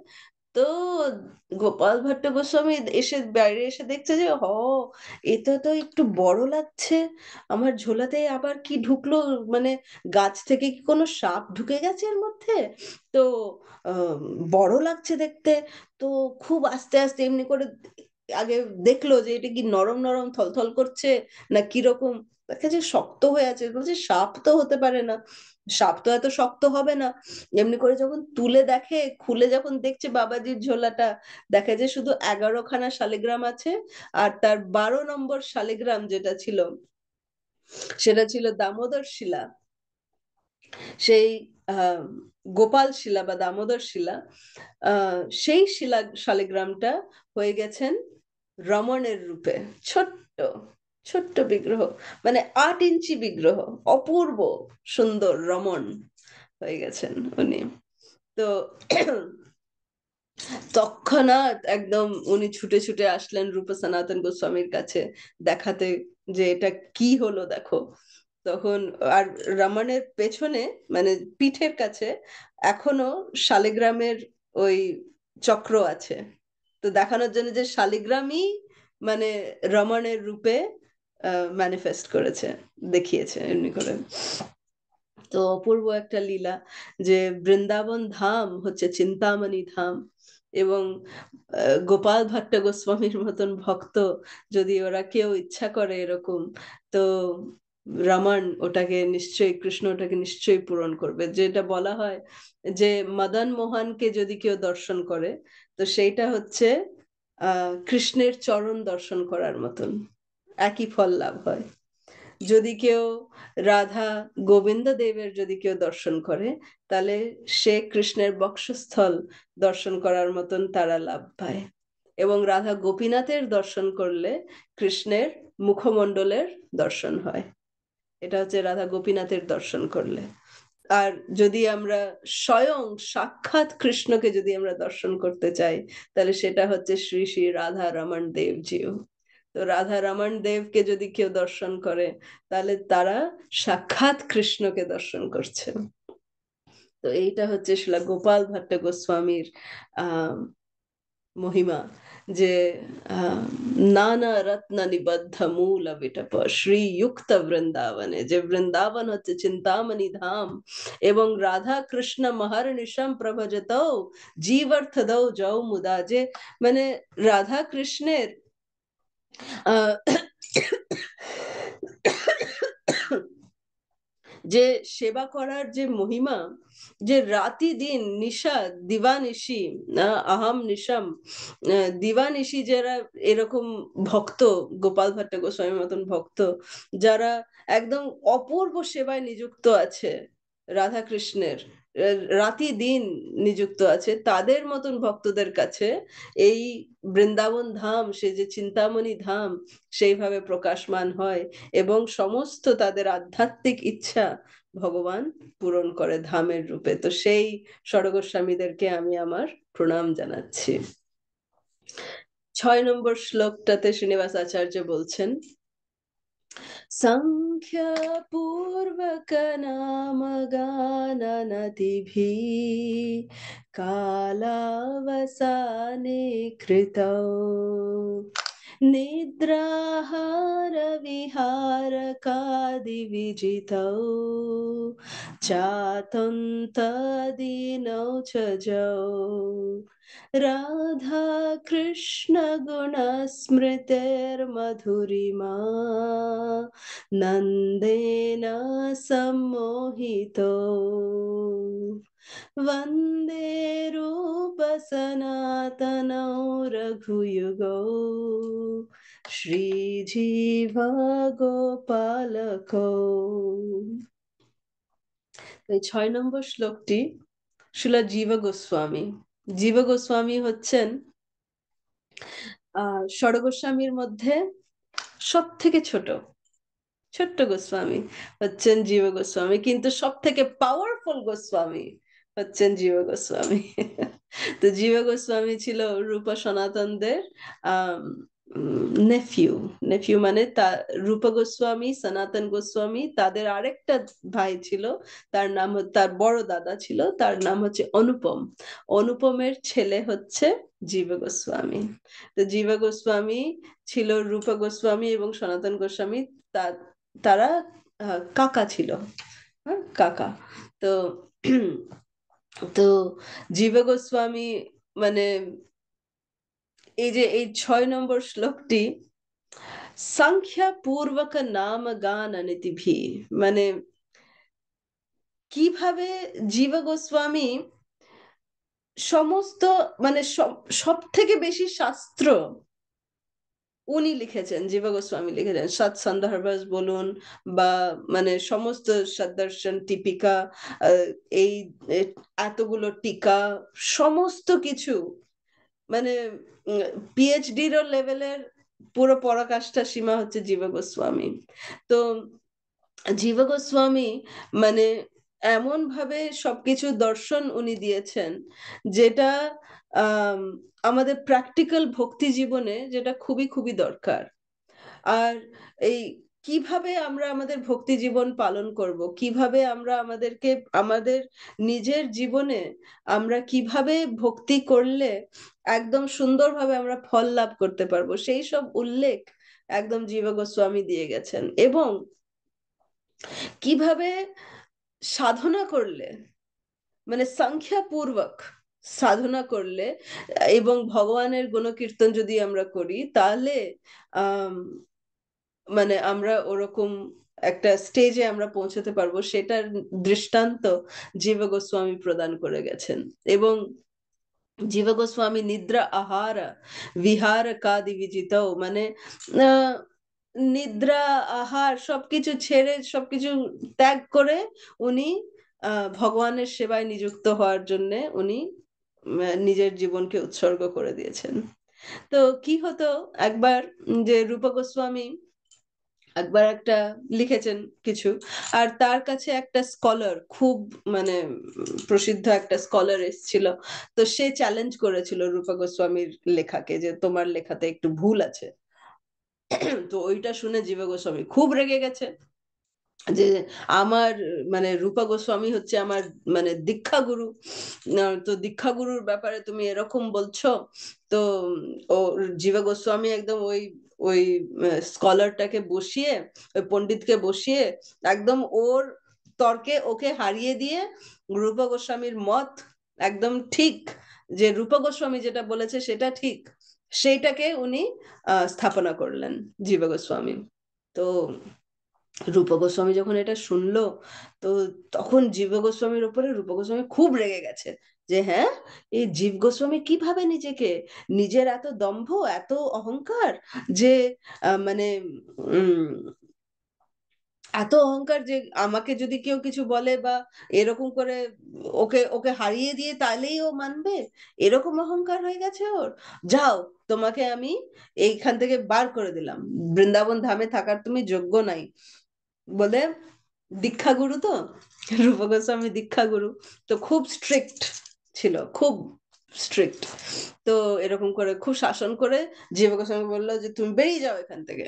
তো জীব গোস্বামী বলা হয় যে যমুনার তীরে একটা মন্দিরের পাশে উনি একটা, যেখানে ওই কুমিররা, হ্যাঁ, যমুনার কাছে একটা কুমিররা যখন যখন রোদ পোয়াতে আসে, তখন ওরা একটা আহ, গর্ত মতন করে নেয়। তো সেই গর্তর মধ্যে জীব গোস্বামী থাকতো, যে হায় হায়, আমি আমার গুরুদেবকে এত মানে অফেন্ড করেছি, আমি ওনার প্রতি অপরাধ করেছি। তো আর শুধু ওই যমুনার জল খেয়ে খেয়ে উনি থাকতো। তো একদম শরীর একদম পুরো শেষ হয়ে গেছে। তো একদিন সনাতন গোস্বামী এসে দেখে যে এ কি হলো, জীব গোস্বামী তোমার কি হয়েছে? বলছে না, আমি রূপা গোস্বামীকে অপরাধ করেছি, তো ওই জন্য আমি এরকম করে শাস্তি পাচ্ছি নিজেকে। তো কি হয়েছিল, সনাতন জিজ্ঞেস করলো কি হয়েছিল তোমার? তো যখন রূপা গোস্বামী, যখন জীব গোস্বামী বললো যে এই হয়েছে, এরকম করে আমি ওই পণ্ডিতকে আমি হারিয়েছিলাম, যেহেতু রূপা গোস্বামীকেও চ্যালেঞ্জ করেছিল, তখন সনাতন ওসব শুনে রূপা গোস্বামীর কাছে গিয়ে বলছে, রূপ, তুমি কি করছো? তুমি জানো না, জীবকে তুমি চিনলে না। জীব নিজের মানে নিজের ব্যাপারে ও স্থাপনা করার জন্য লড়াই করেনি ওই পণ্ডিতের সঙ্গে। তোমার মানে এটা ঠিক রাখার জন্য, তোমার যেটা শাস্ত্রের নিধান সেটাকে ঠিক করার জন্য, মহাপ্রভুর যেটা শিক্ষা সেটাকে স্থাপনা করার জন্য জীবা লড়েছে ওই পণ্ডিতের সঙ্গে, আর তুমি এরকম করে শাস্তি দিচ্ছ। বলছি না, তার জন্যও লড়ুক, তার জন্যও কেন লড়বে ও? ও একটু মানে দৈন্য হয়ে অ্যাকসেপ্ট করতে পারে না, কেন লড়বে? তো রূপা গোস্বামী এরকম বলছিল। তখন ওটা শুনে তখন সনাতন হাসতে হাসতে বলল, হে রূপ, তুমি বলো আহ মহাপ্রভুর পরম শিক্ষা কি? মহাপ্রভুর শিক্ষা হচ্ছে বৈষ্ণব সেবা, নাম রুচি, জীবাদয়া। এটা হচ্ছে মহাপ্রভুর শিক্ষা। তো জীবাদয়া তোমার পরম শিক্ষা, জীবে দয়া কই? সনাতন বলল রূপ গোস্বামীকে। তো এরকম করে তখন রূপ গোস্বামী বললেন, ঠিক আছে, আমি বুঝতে পারছি, আমার ভুল হয়ে গেছে, নিয়ে এসো জীবে গোস্বামীকে। তো এরকম করে দু তিনবার হয়েছিল, একবার না, দু তিনবার এরকম হয়েছে যে জীবে গোস্বামীকে রূপ গোস্বামী বলছে তুমি বেরিয়ে যাও, দিয়ে আবার সনাতন গোস্বামী আবার নিয়ে এসছেন। তো এইটাতে খুব সুন্দর একটা আমাদের শিলা গুরু মহারাজ বলছেন একটা বিশেষ টিপ্পনী, যে দীক্ষা গুরু হ্যাঁ আমাদের সঙ্গে খুব স্ট্রিক্ট হয়, খুব কঠিন কড়ক হয়, কিন্তু শিক্ষা গুরু যারা হয় তারা যদি তারা দীক্ষা গুরুর মানে স্মরণ করে যদি চলে, যারা যদি আমাদের শিক্ষা গুরু তারা হয়, তাহলে তারা একটু আমাদেরকে লিনিয়েন্সি মানে কৃপা একটু বেশি আমাদেরকে প্রদান করতে পারে। তো এটা একটা খুব সুন্দর শিক্ষা, যে জীব গোস্বামী এবং রূপ সনাতনের মধ্যে একটা অপূর্ব একটা সম্বন্ধ, একটা সম্পর্ক। তো এই 6 নম্বর শ্লোকটা জীব গোস্বামীর এই এই যে এই ক্যারেক্টারিস্টিক, ওনার যে এইটা ক্যারেক্টারিস্টিক, ওইটা দৃষ্টান্ত এখানে শ্রীনিবাস আচার্য দেখাচ্ছেন, যে কিভাবে নিদ্রা, আহার, বিকার, বিহার সবকিছু উনি ছেড়ে দিয়ে শুধু রাধা কৃষ্ণ গুণস্মৃতের মাধুরিমা, এইটাতেই উনি সম্মোহিত হয়ে থাকতেন শিলা জীব গোস্বামী। এবং জীব গোস্বামীর আন্ডারেই শ্রীনিবাস আচার্য, নরোত্তম দাস ঠাকুর এবং শ্যামানন্দ পণ্ডিত, এই তিনজন জীব গোস্বামীর আন্ডারেই থেকে ওরা প্রচার কার্যে ওরা নিযুক্ত হয়েছিলেন, এবং জীব গোস্বামী ওদেরকে ট্রেন করেছিলেন যে কিভাবে প্রচার করতে হয়। তো আমাদের পরম্পরাতে জীব গোস্বামীর ওই জন্য খুব মহিমা আছে, যে যারা প্রচারক তারা জীব গোস্বামীর সন্দর্ভ বলুন বা যত সমস্ত টিকা আছে সেগুলো যদি আমরা যদি মানে বুঝতে পারি, যেগুলো শিলা প্রভুপাদ নিজের গ্রন্থে লিখে গেছেন, আমাদেরকে আলাদা কিছু পড়ার কোনো দরকার নেই, কিন্তু যেগুলো প্রভুপাদ যেগুলো দিয়ে গেছেন গ্রন্থতে সেগুলো সব জীব গোস্বামীর শিক্ষা, রূপ গোস্বামী, সনাতন গোস্বামীর শিক্ষা। সেটাই যদি শুধু আমরা যদি পাঠ করতে পারি নিজের জীবনে, তাহলে আমাদের জীবন সার্থক হয়ে যেতে পারে। তো এই 7 নম্বর শ্লোকটাতে, এই 7 এবং 8 নম্বর শ্লোক, এইটা শিল শ্রীনিবাস আচার্য বলছেন, 7 নম্বর শ্লোকটি স্পেশালি বলছেন সমস্ত গোস্বামীদের ব্যাপারে, যে উনি বলছেন, রাধা কুণ্ড তটে কলিন্দ তনয়া, তীরে চ বংশী বটে, प्रेमोन्मादवशादशेषदशया, ग्रस्तौ प्रमत्तौ सदा, गायन्तौ च कदा हरेर्गुणवरम्,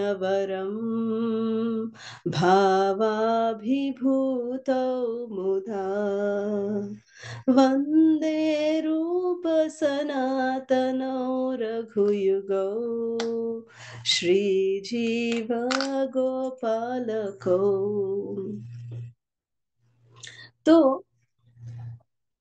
শ্রীনিবাস আচার্য বলছেন যে ষড়গোস্বামীরা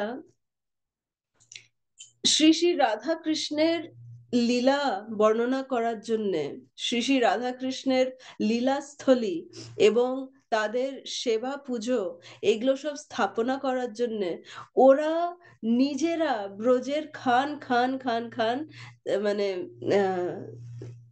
দেখে বেরিয়েছে। এই যে আমরা বৃন্দাবনকে আজকের রূপে আমরা যেটা আমরা দর্শন করছি, এগুলো সব হচ্ছে ষড়গোস্বামীদের প্রদান করা। রাধাকুণ্ড বলুন বা যমুনা তট, কালিন্দী তনয়া, যে যমুনা আমরা যেটা দেখছি, বা বংশীবট যেটা আমরা দেখছি, তো এগুলো সব যে সমস্ত লীলাস্থলীগুলো আছে, এই সমস্ত লীলাস্থলীগুলো সবকিছু মানে প্রদান করেছেন আমাদেরকে এই ষড়গোস্বামীরা। তো এরকম বলা হয় যে সনাতন গোস্বামী একদিন রূপা গোস্বামীকে এসে বলছেন যে, রূপা গোস্বামী তুমি কি করছো রে ভাই, তুমি প্রত্যেক দিন এক একটা গাছের তলায় গিয়ে তুমি বসে বসে গ্রন্থ লিখছো, তোমার তুমি জানো তুমি শ্রীমতী রাধারানীকে কতটা কষ্ট দিচ্ছ? তো এটা শুনে তখন রূপা গোস্বামী বলবে, দাদা আমার তো এরকম কি করে আমি রাধারানীকে কি করে কষ্ট দিতে পারি, না না এরকম তো হতেই পারে না। তো তখন সনাতন গোস্বামী বলবে, জানো কি করে শ্রীমতী রাধারানী, তুমি যে কোন গাছের তলায় গিয়ে তুমি কালকে রাত্রিরে বসবে এটা রাধারানী তো জানে না। তো রাধারানী 10টা গাছ নিজের হাত দিয়ে গিয়ে পরিষ্কার করে রাখে গাছের তলাগুলো। আর তুমি যখন বসো তখন নিজের মানে গাছের তলাতে তুমি বসো গ্রন্থ লেখার জন্য, তো রাধারানী তখন নিজের আঁচল দিয়ে রোদটাকে ঢেকে দেয় যাতে তোমার ওপরে ছায়া হয়ে থাকে। তো তুমি রাধারানীর কাছ থেকে এরকম করে সেবা নিচ্ছ, তুমি কি করে নিতে পারো এরকম? এইরকম ছিল ষড়গোস্বামীদের সম্পর্ক শ্রী শ্রী রাধাকৃষ্ণের সঙ্গে। তো তারপর থেকে রূপা গোস্বামী বললেন, তাহলে আমি কি করব দাদা, আমার কোথায় তাহলে? তখন সনাতন গোস্বামী বললেন যে, তুমি একটা জায়গা চুনে নাও, একটা জায়গা তুমি বিশ্লেষণ করে নাও যে এইখানে বসে তুমি করবে।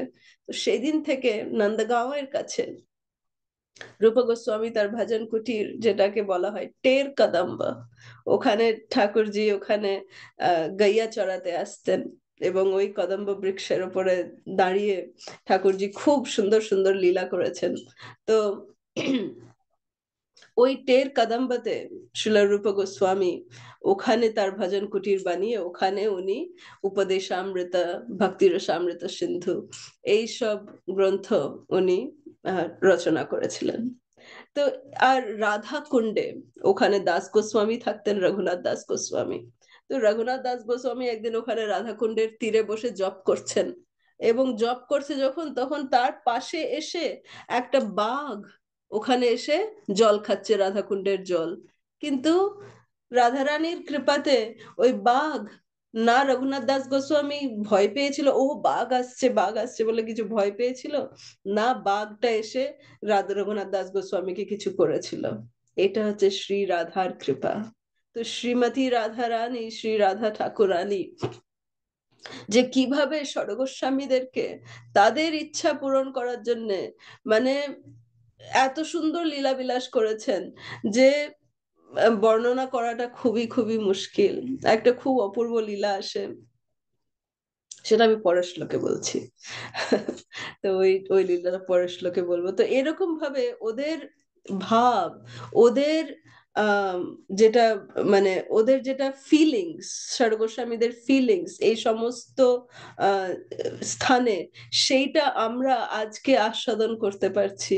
এটা হচ্ছে সব ষড়গোস্বামীদের কৃপা। যে বৃন্দাবন আজকে আমরা দর্শন করি, এটা হচ্ছে ষড়গোস্বামীদের কৃপা, এবং এটা হচ্ছে ওদের আহ প্রেম, যেটা আমরা আজকে দর্শন করতে পারছি। তো মা, তুমি লাস্টের এই শেষের শ্লোকটা তুমি একটু পাঠ করো, 8 নম্বর শ্লোকটা তুমি গেয়ে দাও মা।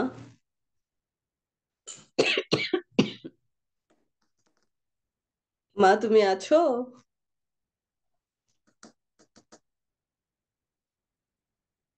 মা,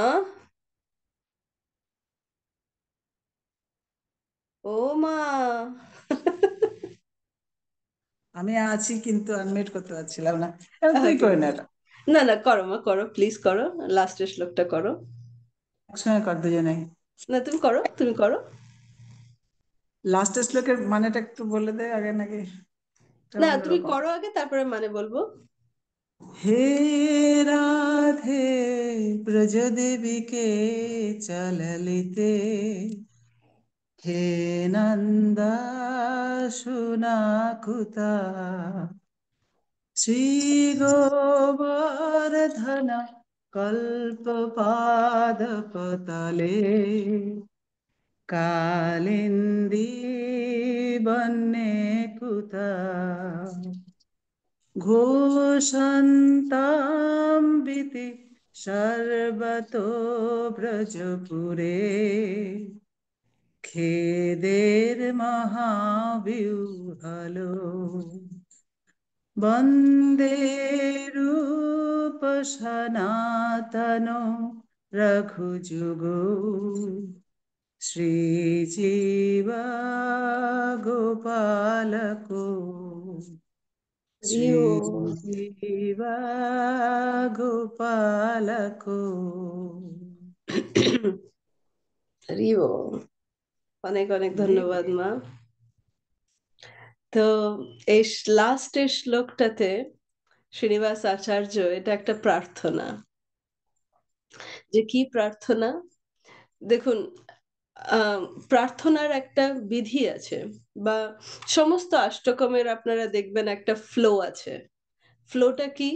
যে প্রথমে ওরা গ্লোরিফাই করে, মানে তাদের গুণকীর্তন করা হয়, তারপরে নিজের যেটা মানে ফলেন সিচুয়েশন সেটা আমরা ব্যক্ত করি, এবং তৃতীয় হচ্ছে আমাদের কি প্রার্থনা। তো সমস্ত প্রার্থনা আমরা যদি এই রকম ফরম্যাটে যদি আমরা করি, সেটা হচ্ছে বোনাফাইড। তো ওই জন্য এই শেষের শ্লোকটি এখানে শ্রীনিবাস আচার্য বলছেন, হে রাধে, হে শ্রীমতী রাধা রানী, তুমি হচ্ছ ব্রজ দেবীকে, তুমি হচ্ছ ব্রজের মহারানী। হে ললিতে, ও ললিতা সখী, তুমি তুমি আহ ললিতা সখীর ব্যাপারে শুধু বলা হচ্ছে এখানে। ললিতা সখীকে বলা মানে সমস্ত সখীগণকে ওখানে অ্যাড্রেস করা হচ্ছে। হে নন্দ সোনা, হে নন্দ মহারাজের সন্তান, হে নন্দপুত্র, তোমরা কোথায়? কুতঃ, তোমরা কোথায়? তোমরা কোথায় আছো? তোমরা কি গোবর্ধনে আছো? শ্রী গোবর্ধনা কল্পপাদ কুতলে, বা তোমরা কি কল্পবৃক্ষের তলায় আছো? মানে তোমরা কি অশোক বাটিকাতে আছো, না তোমরা বংশীবাটে আছো, না ভান্ডির মানে আছো? কোথায় আছো তোমরা? তোমরা কি কালিন্দী বন্যে কুতঃ, তোমরা যে যমুনার তীরে যত সমস্ত নিকুঞ্জ বন আছে সেখানে তোমরা বিহার করছো? কোথায় আছো তোমরা? আর কোথায় আছো, কোথায় আছো? ঘোষন্তাও বিধি সর্বতো ব্রজপুরে, তো পুরো সমস্ত ব্রজে ষড়গোস্বামীরা এইভাবে ওরা চিল্লিয়ে চিল্লিয়ে বেড়াচ্ছে, তোমরা কোথায়? হে রাধে, হে রাধা ঠাকুরানী তোমরা কোথায়? হে কৃষ্ণ তোমরা কোথায়? তুমি কোথায়? আমাদেরকে দর্শন দাও। তো এইভাবে ওরা মানে পুরো ব্রজে ওরা এইভাবে ওরা ঘুরে বেড়াচ্ছে যে তোমরা কোথায়? আমাদেরকে দর্শন দাও, আমাদেরকে দর্শন দাও। তো এইরকম ভাব যেদিন আমরা উদয় হতে পারবে, সেদিন আমরা ঠিকভাবে আমরা স্বর্গস্বামীদের ভাব অনুসরণ আমাদের জীবনে আমরা করতে পারবো। আর খেদের মহাবিউ ভালো, এটা একটা খুব সুন্দর আহ একটা বিকার, যেটা আমি লাস্টে বলবো। কিন্তু এটার ব্যাপারে একটা লীলা যেটা আছে, যে একদিন কি হয়েছে, রূপ গোস্বামী ওনার একটা খুব ইচ্ছা হয়েছে যে উনি পায়েস, সুন্দর পায়েস বানিয়ে ভগবানকে ভোগ লাগাবেন। কিন্তু গোস্বামী এরা বাবাজি, ওদের কাছে কোথায় এই সমস্ত সামগ্রী আছে? দুধ নাই, চাল নাই, কিচ্ছু নাই, কোথায় আছে এসব? তো রূপা গোস্বামী এরকম করে চিন্তা করতে করতে জব করছেন, ইস, যদি একটু পায়েস আমি বানিয়ে একটু ভোগ লাগাতে পারতাম, এরকম ভাবতে ভাবতে উনি করছেন জব। তখনই দেখেন যে একটা ছোট্ট একটা সুন্দর দেখতে একটা মেয়ে, ছোট্ট একটা মেয়ে তার একটা বাছুর নিয়ে বাছুর নিয়ে আসছে, আর তার হাতে একটা ঝোলা, মানে একটা বাস্কেট মতন আছে। তো এই বাছুরটাকে নিয়ে এসে তখন বলছে, এই রূপ গোস্বামী তো মেয়েটাকে দেখে মানে অবাক হয়ে গেছে, এত সুন্দর অপূর্ব মেয়েটা। তো রূপ গোস্বামী বলে, লালি তুমি কোত্থেকে এসছো? বলছে, "ওই তো আমি পাশের গ্রামেই থাকি, আসলে আমার মা তোমার কাছে পাঠিয়েছে তো আমাকে। তুমি তুমি তো বাবাজি, তো আমরা একটু সেবা করতে চাই তোমার, দেখো আমি তোমার জন্য একটু দুধ এনেছি, একটু চাল এনেছি, একটু চিনি এনেছি, একটু এলাচ আছে, একটু কেসর আছে, এইসব জিনিসগুলো আছে, গোলাপের পাংখুড়ি আছে, এগুলো সব আছে। তো এগুলো দিয়ে তুমি একটু তোমার ঠাকুরজির জন্য ভোগ লাগাও।" তো রূপা গোস্বামী বলবে, হা, চিন্তামণি ধাম, এরকম এসছো? তো বলবে যে, আরে লালি তোমার নাম কি? বলছে, ও, আমার নাম জানার তোমার দরকার নেই, কিন্তু জানো আমার এই বাছুরের নাম কি? আমার বাছুরের নাম হচ্ছে হামসি। বলে এটা বলে হা হা হা হা হা করতে করতে ছোট্ট মেয়েটা চলে গেল। তো রূপা গোস্বামী তো এই পায়েসের জন্য সমস্ত সামগ্রী পেয়ে খুব খুশি। তো রূপা গোস্বামী অপূর্ব পায়েস বানিয়েছে। পায়েস যেই বানিয়েছে তখনই সনাতন গোস্বামী এসছে, আর ভোগ লাগানো হয়ে গেছে, আর সনাতন গোস্বামী গন্ধে সুগন্ধিত এরকম পায়েসের গন্ধ শুকে এসছে ভেতরে। বলছে, রূপা তুমি এটা কি বানিয়েছো? এত দিব্য সুগন্ধ বেরোচ্ছে। বলছে, দেখো দাদা আমি পায়েস বানিয়েছি। বলছে, তুমি এত সামগ্রী পেলে কি করে? এত সুন্দর সুন্দর কেসর, এলাচ, আর গোলাপের পাংখুড়ির মতন মানে অপূর্ব একটা দিব্য গন্ধ বেরোচ্ছে, কোত্থেকে পেলে এরকম সামগ্রী তুমি? তখন রূপা গোস্বামী বললো, আসলে আমি আজকে সকালে ভাবছিলাম যে একটু যদি সবকিছু হতো তাহলে আমি একটু পায়েস ভোগ দিতাম। তখনই পাশের গ্রাম থেকে একটা ছোট্ট একটা লালি এসে আমাকে এগুলো দিয়ে গেল। তখন সনাতন গোস্বামী পায়েসটা খাচ্ছে, আর খেতে খেতে বলছে, আচ্ছা বলো তো মেয়েটা দেখতে কেমন?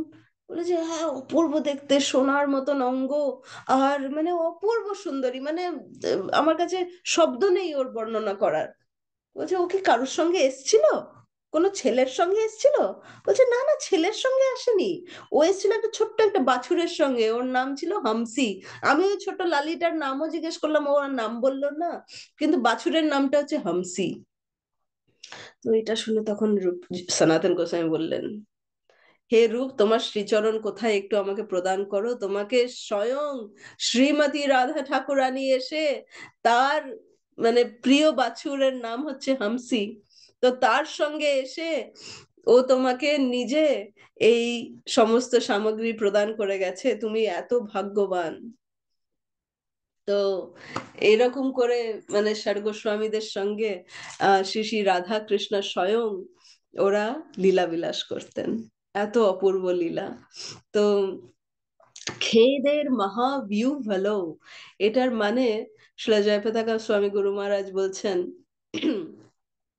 চৈতন্য চরিতামৃততে একটা বাক্য আছে, বাক্য মানে কি বলে, সেন্টেন্স, একটা ফ্রেজ, ফ্রেজ আছে একটা, যে হট সুগার মোলাসেস, মানে গরম গুড়, হুম, গরম গুড় যদি মানে খেতে খুবই ভালো লাগে, কিন্তু গরম গুড়টা যেই আমরা আমাদের মুখে লাগাবো বা জিভে লাগাবো, জিভ কিন্তু পুড়ে যায়, একদম পুড়ে যায়।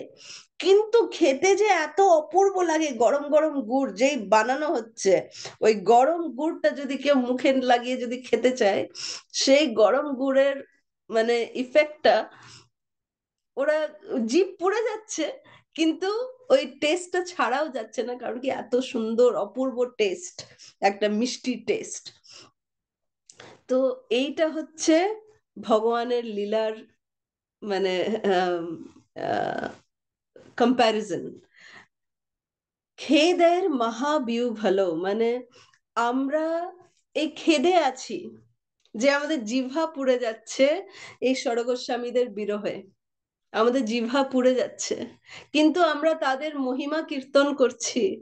তো সেই মহিমা কীর্তন করার ফলে যে স্বাদ আমরা আস্বাদন করছি, সেই স্বাদের জন্য আমরা এই বিরহটা আমরা সহ্য করতে পারছি না, তাও করতে হচ্ছে, কারণ কি আমরা তাদের এই আহ মানে মহিমা আমরা কীর্তন করছি, সেই স্বাদটা আমরা পাচ্ছি। তো ওই জন্য এটাকে বলা হয় গরম গুড়ের মতন, এটা চৈতন্য চরিতামৃতে এটা বলা আছে। তো ওই জন্য ভগবানের সমস্ত ভক্তদের সঙ্গে বা ভগবানের যারা আমাদের গুরুবর্গরা আছে তাদের সঙ্গে যখন আমরা সেবা করার সুযোগটা অতটা আমরা পাই না, তখন ওটা এই খেদের মহাবিউ ভালো, যে একটু খেদ হয়, কিন্তু যখন আমরা পাই ওটাকে তখন খুব আনন্দ হয়, দিয়ে তারপরে আবার খেদ হয়, আনন্দ হয়, খেদ হয়, আনন্দ হয়। তো এটা হচ্ছে আধ্যাত্মিক আহ, যেটা জিনিস, যেটা যে সাধারণত আম, ভৌতিক জগতে যখন খেদ থাকে তখন কিন্তু আনন্দ থাকে না, আর যখন আনন্দ থাকে তখন খেদ থাকে না। কিন্তু আধ্যাত্মিক জগতে এই খেদ আর আনন্দ একসঙ্গে থাকে, একসঙ্গে আমরা এটাকে আস্বাদন করতে পারি। এটা হচ্ছে আধ্যাত্মিক চেতনা। তো এই বলে আমি আজকে এখানে শেষ করছি। ক্ষমা করবেন যে আজকে এতটা দেরি হয়ে গেছে, ক্ষমা করবেন। হরে কৃষ্ণ। শিলা প্রভুপাদ কি জয়। ইসকন বর্তমান গুরুবৃন্দ কি জয়। আপনাদের যদি কোনো প্রশ্ন বা কোনো কিছু মন্তব্য থাকে আপনারা বলতে পারেন। মা বাবা, তোমরা কিছু অ্যাড করতে চাও, প্লিজ কিছু বলো। আহ, যা অপূর্ব লাগলো, আমি এরকম ধৈর্য ধরে শুনলাম। আহ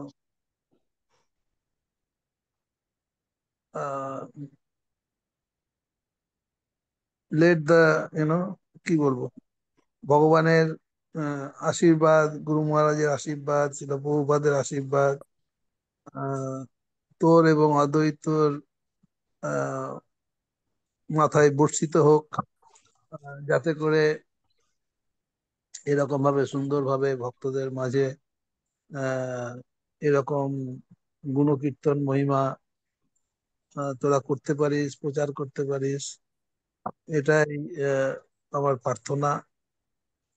তো অপূর্ব সুন্দর লাগলো, খুব ভালো লাগলো। উম, অনেক অনেক ধন্যবাদ। ঠিক আছে, আমার আর কিছু বলার নেই। আমি তো এই অফিসে বসেই শুনলাম। আমি এখন প্যাক করছি বাড়ির দিকে যাওয়ার জন্য। এবং মা কি বলবে সেটা আমি পরে শুনবো। 8টা বেজে গেছে, আমি যাচ্ছি। Thank Hare you very Krishna. Much. যা সমস্ত যা বলতে পেরেছি সব তোমাদের আশীর্বাদ বাবা এন্ড মা। শত্রীবৃন্দ শত্রীবৃন্দের কাছে অনেক ধন্যবাদ, তাদের শ্রীচরণে ধন্যবাদ প্রণাম জানিয়ে আমি আমার এই জুম লিংককে বন্ধ করছি। ঠিক আহ আছে। Hare Krishna. Hare Krishna. Thank you. Hare okay. Krishna Mataji. Hare Krishna মাতাজি, প্রণাম। ধন্যবাদ, প্রণাম মাতাজি, সকলকে প্রণাম। তো আজকের মন্তব্য আমরা আমাদের মেন্টরের কাছ থেকে শুনেছি। তো আমার যেটুকু মানে স্বল্প জ্ঞানে যে অভিজ্ঞতা আমি সঞ্চয় করেছি, তো এত সুন্দর, মানে এত হায়ার ক্লাস, মানে আমাদেরও বর্ণনা করার ভাষা নেই। সত্যি খুব সুন্দর ক্লাস আমরা শ্রবণ করলাম। আহ ছোট ছোট করে ক্লাসের জ্ঞানগুলোকে গ্যাদার করলাম একটু একটু করে। আর আমাদের মনোরক্ষী মাতাজি শ্রদ্ধেয়া, ওনার শেষ স্তবকের সুমধুর সুললিত ছন্দে যে আমাদের শ্লোকটা শোনালেন, সেটা অপূর্ব, মহিমান্বিত করেছে ক্লাসটাকে আরো বেশি। আর যেটা ক্লাসে একটুখানি জানতে পেরে, প্রশ্ন নয়, ঠিক জানার আগ্রহে জানতে চাইছি, সেটা হচ্ছে যে ক্লাসের মধ্যে হামসি শব্দটা, যে বাছরের নামটা জানতে পারলাম, এই হামসি শব্দের অর্থ কি, প্রকৃত অর্থ আছে কি, সেটা আমার জানা নেই, একটু জানতে চাই। সেরকম কোনো অর্থ নেই। হামসি হচ্ছে আহ শ্রীমতী রাধারানীর বাছুরের নাম হচ্ছে হামসি। আচ্ছা, আর এই গোলাপ পাঁখড়ি সেটা কি জিনিস? গোলাপের পাংখুড়ি মানে গোলাপের পাতা, গোলাপ, নট পাতা, গোলাপের পাপড়ি পাপড়ি গোলাপ, অ্যাকচুয়াল পাপড়ি, গোলাপ পাপড়ি। গোলাপের পাপড়ি, পাপড়ি। গোলাপের পাপড়ি, হ্যাঁ, পাপড়ি। আমি গোলাপের সেটাই পাপড়ি। বলেছি, প্রভু বলছেন না মাতাজি অন্য শব্দ বলেছে, মানে এটা নিশ্চয়ই নতুনত্ব কিছু তুমি জিজ্ঞাসা করছো। না না, সরি, আমি আমি বলেছি পাপড়িটা গোলাপের আমার পাপড়ি।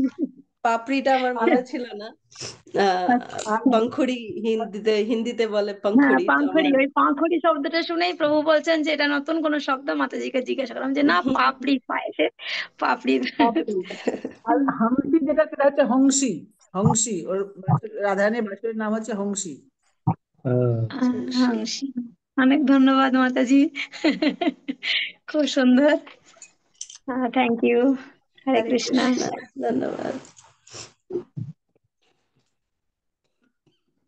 আমাদের এখানে কৃপাময়ী কৃষ্ণপ্রিয়া দেবী দাসী আছে।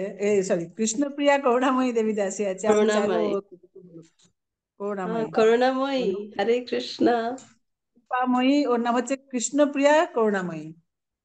হরে কৃষ্ণ। গুরু মহারাজের দেয়া নাম। ও কিছু যদি বলে আমি খুশি হব। কৃষ্ণপ্রিয়া মাতাজি, প্লিজ আনমিউট করো।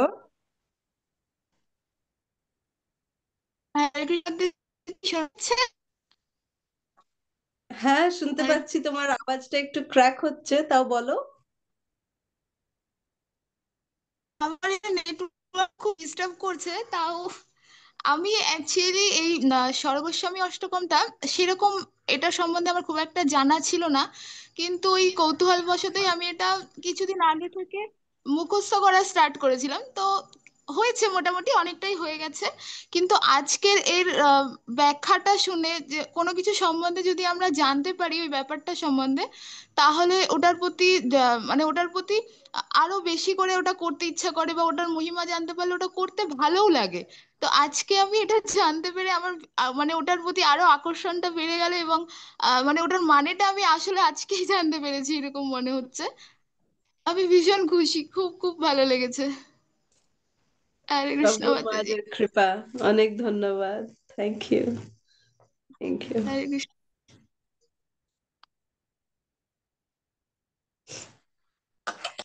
তো আমার অ্যাকচুয়ালি আরেকটা জিনিস বলা হয়নি, যেটা হচ্ছে আহ স্বরগোস্বামীরা কে। মানে আমি বলেছিলাম সনাতন গোস্বামী, সরি, শ্রীনিবাস আচার্য কে, এটা আমরা জেনেছি। তো সনাতন গোস্বামী হচ্ছেন লবঙ্গ মঞ্জরি, এবং রূপ গোস্বামী হচ্ছেন রূপ মঞ্জরি। লবঙ্গ মঞ্জরি, সরি, লবঙ্গ মঞ্জরি হচ্ছে সনাতন গোস্বামী, আর রূপ মঞ্জরি হচ্ছে রূপ গোস্বামী। রঘুনাথ দাস গোস্বামী হচ্ছে রতি মঞ্জরি, আর রঘুনাথ সরি, রঘুনাথ ভট্ট গোস্বামী হচ্ছে রাগ মঞ্জরি, আর জীব গোস্বামী হচ্ছে আম বিলাস মঞ্জরি, আর গোপাল ভট্ট গোস্বামী হচ্ছে গুণ মঞ্জরি। এরা হচ্ছে ষড়গোস্বামীরা। হরে কৃষ্ণ। মাতাজি প্লিজ, মাতাজি হরে কৃষ্ণ, আরেকটি বার বলুন। লবঙ্গ মঞ্জরি হচ্ছে সনাতন গোস্বামী, হুম। রূপ মঞ্জরি হচ্ছে রূপ গোস্বামী, হুম। দাস গোস্বামী, রঘুনাথ দাস গোস্বামী হচ্ছে রতি মঞ্জরি, হুম। জীব গোস্বামী হচ্ছে বিলাস মঞ্জরি, হুম। আর রঘুনাথ ভট্ট গোস্বামী হচ্ছে রাগ মঞ্জরি, রাগ রাগ মঞ্জরি, আর হুম। গোপাল ভট্ট গোস্বামী হচ্ছে গুণ মঞ্জরি।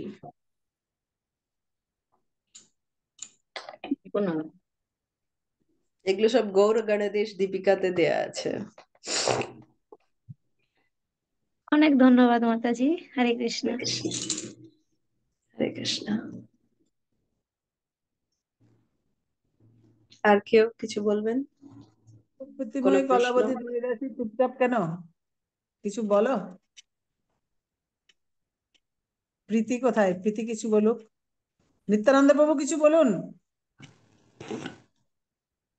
নিত্যানন্দ, বলো কিছু। সকলের মধ্যে আমার প্রণাম। আমার বলার কোনো ভাষা নেই। অপূর্ব লাগলো, এক কথায় অপূর্ব সুন্দর। এই যে রস আজ আস্বাদন করলাম, মানে কিছুক্ষণ আগে যে মাতাজি বললেন, অ্যাকচুয়ালি তাই, যে যদি কোনো সম্পর্কে জানা যায়, তার মাধুর্য অনেক বেড়ে যায়। মানে জানা ছিল না, বইতে হয়তো দেখেছি বা পড়েছি, কিন্তু সেইভাবে মানে এর যে এত মহিমা এবং রস সেটা জানতে পেরে মানে নিজেকে খুব ভালো মনে হচ্ছে, এবং এটার আগ্রহ সত্যি আরো বেড়ে গেল। মানে যা যা জানতে পারলাম, এবং যদি কোনোটা ভুলে যাই আবার আপনাদের কাছে অবশ্যই ফোন করবো বা জেনে নেব। খুব ভালো লাগলো, এক কথা অপূর্ব সুন্দর। মাঝে মধ্যে এরকম আপনারা আমাদের যদি ক্লাস যদি দেওয়ার ব্যবস্থা করেন ভালো হয়, আরো জানতে পারবো আমরা। অ্যাকচুয়ালি আমি কিছুই জানি না, আপনাদের সংস্পর্শে এসে যা জানতে পারছি আমার জীবন ধন্য হয়ে যাচ্ছে। অপূর্ব সুন্দর। জীবন তো ধন্য হলো, খুব ভালো, কিন্তু এটা মুখস্থ করতে হবে এবার। ঠিক আছে? হ্যাঁ অবশ্যই, হ্যাঁ অবশ্যই করবো। পড়া থাকলো, সামনের সপ্তাহের জন্য একটা ফার্স্ট শ্লোকটা পড়া থাকলো। ঠিক আছে? হ্যাঁ অবশ্যই করবো, হ্যাঁ করবো, করবো হ্যাঁ।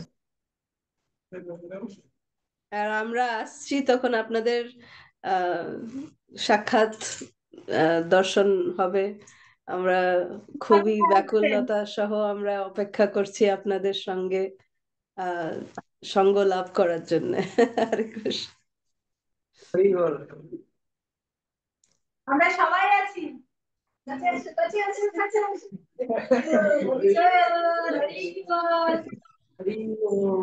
দেখতে পাচ্ছেন আমাকে? হ্যাঁ হ্যাঁ, দেখতে পাচ্ছি। অনেক ধন্যবাদ। সুন্দর ক্লাস, অভাবনীয়, সবাই একদম হা করে শুনছে। একদম নতুন ক্লাস পেলাম আপনাকে।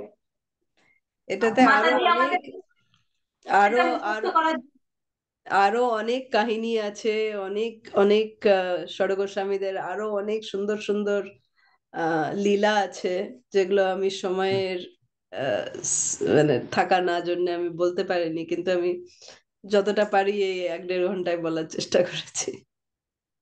আর একদিন হবে ক্লাস। আমি আসলে সাক্ষাতে আবার আমরা শুনবো এটাই। হ্যাঁ, হরে কৃষ্ণ। আর আপনি তো এটা গুণকীর্তন করলেন, আর আমার মাতাজি যখন এটা শেষ স্তবকটা গাইছিলেন, আমি পুরো বিমোহিত হয়ে গেছিলাম। জানি না আমি ভক্তির কি, মানে ভক্তির ভ পর্যন্ত জানি না, কিন্তু আমার আমার ভিতরটা খুব কেমন করছিল আমি বলতে পারবো না, কিন্তু আমার খুব ভালো লেগেছে। খেদ হচ্ছিল নাকি? খেদ হচ্ছিল বোধ হয় নাকি?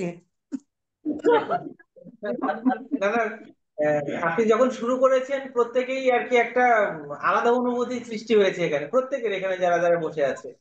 এই যে মাতাজি তাই? বললেন কিছুক্ষণ আগে, আমাদের শিখা মাতাজি না, শিখা মাতাজি যে কথাটা বললেন এই সেই রকম আর কি, মানে একটা এখানে যতজন আমরা আছি ক্লাসে প্রত্যেক একটা আলাদা অনুভূতি সৃষ্টি হয়েছে, মানে যখন আপনি শুরু করেছেন তখন থেকে আর কি খুব ভালো লেগেছে। না, আমার এটা থেকে নিয়ে না ওটা। একদিন ক্লাস হবে। আমি যা যা বলেছি সব মা বাবার কৃপাতে বলেছি, ওদের কাছ থেকে যা শেখা আমি ওটাই বলেছি। আর এই স্বর্গস্বামী অষ্টকম যে আমাদের মুখস্থ, সেটা আমার আমার মনে আছে আমার কাকা যখন আমাদের সঙ্গে থাকতো, আমাদের দুজনের পেছনে লাগতো, আমার মায়ের পেছনে আর আমার পেছনে, যে এই তোরা কি করে মুখস্থ করেছিস, আমাকে একটু মুখস্থ করা না, আমাকে একটু মুখস্থ করা না।" তো মা তখন এরকম করে আমাকে মা শিখিয়েছে, আমরা এরকম করে শিখেছি। কাকা মানে হচ্ছে আমাদের প্রচার মহারাজ। হ্যাঁ, বুঝতে প্রচার পেরেছি। মহারাজের কথা বলছি। হ্যাঁ। তো যাই হোক, খুব সুন্দর ক্লাস। মানে কি করে যে সময়টা কেটে গেল বুঝতে পারলাম না। আর এত অপূর্ব লাগছিল। সর্বসময় অষ্টকম তো বারবারই শুনেছি বা প্র্যাকটিস বা যাই হোক জানি বলি, কিন্তু এত সুন্দর বিশ্লেষণটা অপূর্ব লাগলো। মনে হচ্ছে যেন এতক্ষণ মনটা বৃন্দাবনেই ছিল, বৃন্দাবনেই চলে গেছিল মনটা পুরো। বৃন্দাবন থেকে অনেক কষ্টে আবার ফিরে আনতে হলো। তো এখন সত্যি খুব খুব খেদ হচ্ছে, খেদের মহাবিহ্বল। আনন্দ আমি হচ্ছে। কখন মনে হচ্ছে কখন আবার সেই সর্বস্বামীদের মতন আমরাও ওরকম করে হে রাধে ব্রজ দেবীকে চললিতে বলে ঘুরতে পারবো বৃন্দাবনে। আমাদের জীবনটা যদি ওরকম রবীন্দ্রনাথের হতো মাতাজি, তাহলে খুব ভালো। হ্যাঁ, রবীন্দ্রনাথের লাস্ট মানে একটা ছোট গল্প নিয়ে একটা কবিতা আছে, তার লাস্টে একটা আছে শেষ হয়েও না হইল শেষ। শেষ মানে হইয়াও না একদম হইল মানে সেটা। শেষ হইয়াও না হইল সেটা, ঠিক কথাই। খুব সুন্দর বিশ্লেষণটা। মানে আমার এমনি অনেক কাজ পড়ে আছে আজকে, তাহলেও আমি বসে পড়েছি। কেননা আমি দেখলাম যে এত সুন্দর জিনিস ছাড়া যাবে না, ঠিক আছে কাজ রাত্রি পরে পরে করবো। তো তোমরা সবাই এসছো, বসেছো, আমারও খুব ভালো লাগছে।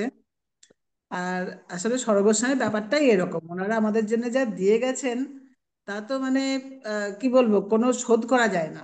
এই এই ঋণ ওনাদের উপরে, ওনাদের কাছে আমরা ঋণী। স্বর্গস্বামীদের জন্যই আমরা আজকে রাধারানীকে জানতে পারছি, কৃষ্ণকে জানতে পারছি, বৃন্দাবন ধামকে জানতে পারছি, মহাপ্রভুকে জানতে পারছি, সবাইকে স্বর্গস্বামীর জন্যই জানতে পারছি। স্বর্গস্বামীদের, ওনাদের অনুদান আমাদের জীবনে একদম মানে কি বলবো, অনস্বীকার্য। এটা ওনারা দিয়ে গেছেন বলেই আজকে আমরা ভক্তিপথে টিকে থাকতে পারছি। তো আমাদের সবসময় প্রার্থনা হওয়া উচিত এটাই, যে আমরা যেন ওনাদের চরণে থাকতে পারি, ওনাদের চরণ যেন সবসময় বন্দনা করতে পারি। যার জন্য আমাদের প্রত্যেকেরই অলটারে দেখো স্বর্গস্বামীর ছবি আছে, কেন? এই জন্যই, যাতে আমরা প্রতিদিন ওনাদের চরণ বন্দনা করি। কারণ ওনাদের দ্বারাই আমরা আজকে ভক্তিপথে টিকে আছি। ওনারা স্বয়ং রাধারানীর সঙ্গে, কৃষ্ণের সঙ্গে কথা বলতেন, যেগুলো আমাদের কলসুদা মাতাজি বললো এতক্ষণ। ওনারা সাক্ষাৎ দর্শন করতে পারতো, সাক্ষাৎ দর্শন করতেন সবসময় ওনারা রাধাকৃষ্ণকে। তো রাধাকৃষ্ণের লীলা যেগুলো ওনারা বলেছেন, লিখেছেন, সেগুলো ওনাদের স্বয়ং দেখা, ওনারা বানিয়ে বানিয়ে কিছু বলেননি। কাজে আমরা সেটাই প্রার্থনা করি, হে স্বর্গস্বামীগণ, যেন আমাদের দৃষ্টিও যেন তোমাদের মতন হয়, একটু একটু যেন ছিটে ফোটা পড়ে, যাতে আমরা বৃন্দাবন ধামকে ধামের মতন দর্শন করতে পারি, মায়াপুর ধামকে মায়াপুরের মতন দর্শন করতে পারি। এই সাধারণ একটা ইট কাঠ বালির, সিমেন্ট বালির, পাথরের মতন না, এর ভেতরে যে কত কিছু আছে সেগুলো যেন আমরা রিয়েল জিনিসটা যেন দর্শন করতে পারি, এটা আমাদের প্রার্থনা হওয়া উচিত। তাহলেই আমাদের ভক্তি বৃদ্ধি হবে, তা নাহলে খুব মুশকিল, টিকে থাকা খুব মুশকিল ভক্তি জীবনে। Hare Krishna, thank you Hare so much. Krishna. Hare Krishna, thank you so much. সমস্ত ভক্তবৃন্দের চরণ পদ্মে দণ্ডবত প্রণাম। ধন্যবাদ, ধন্যবাদ।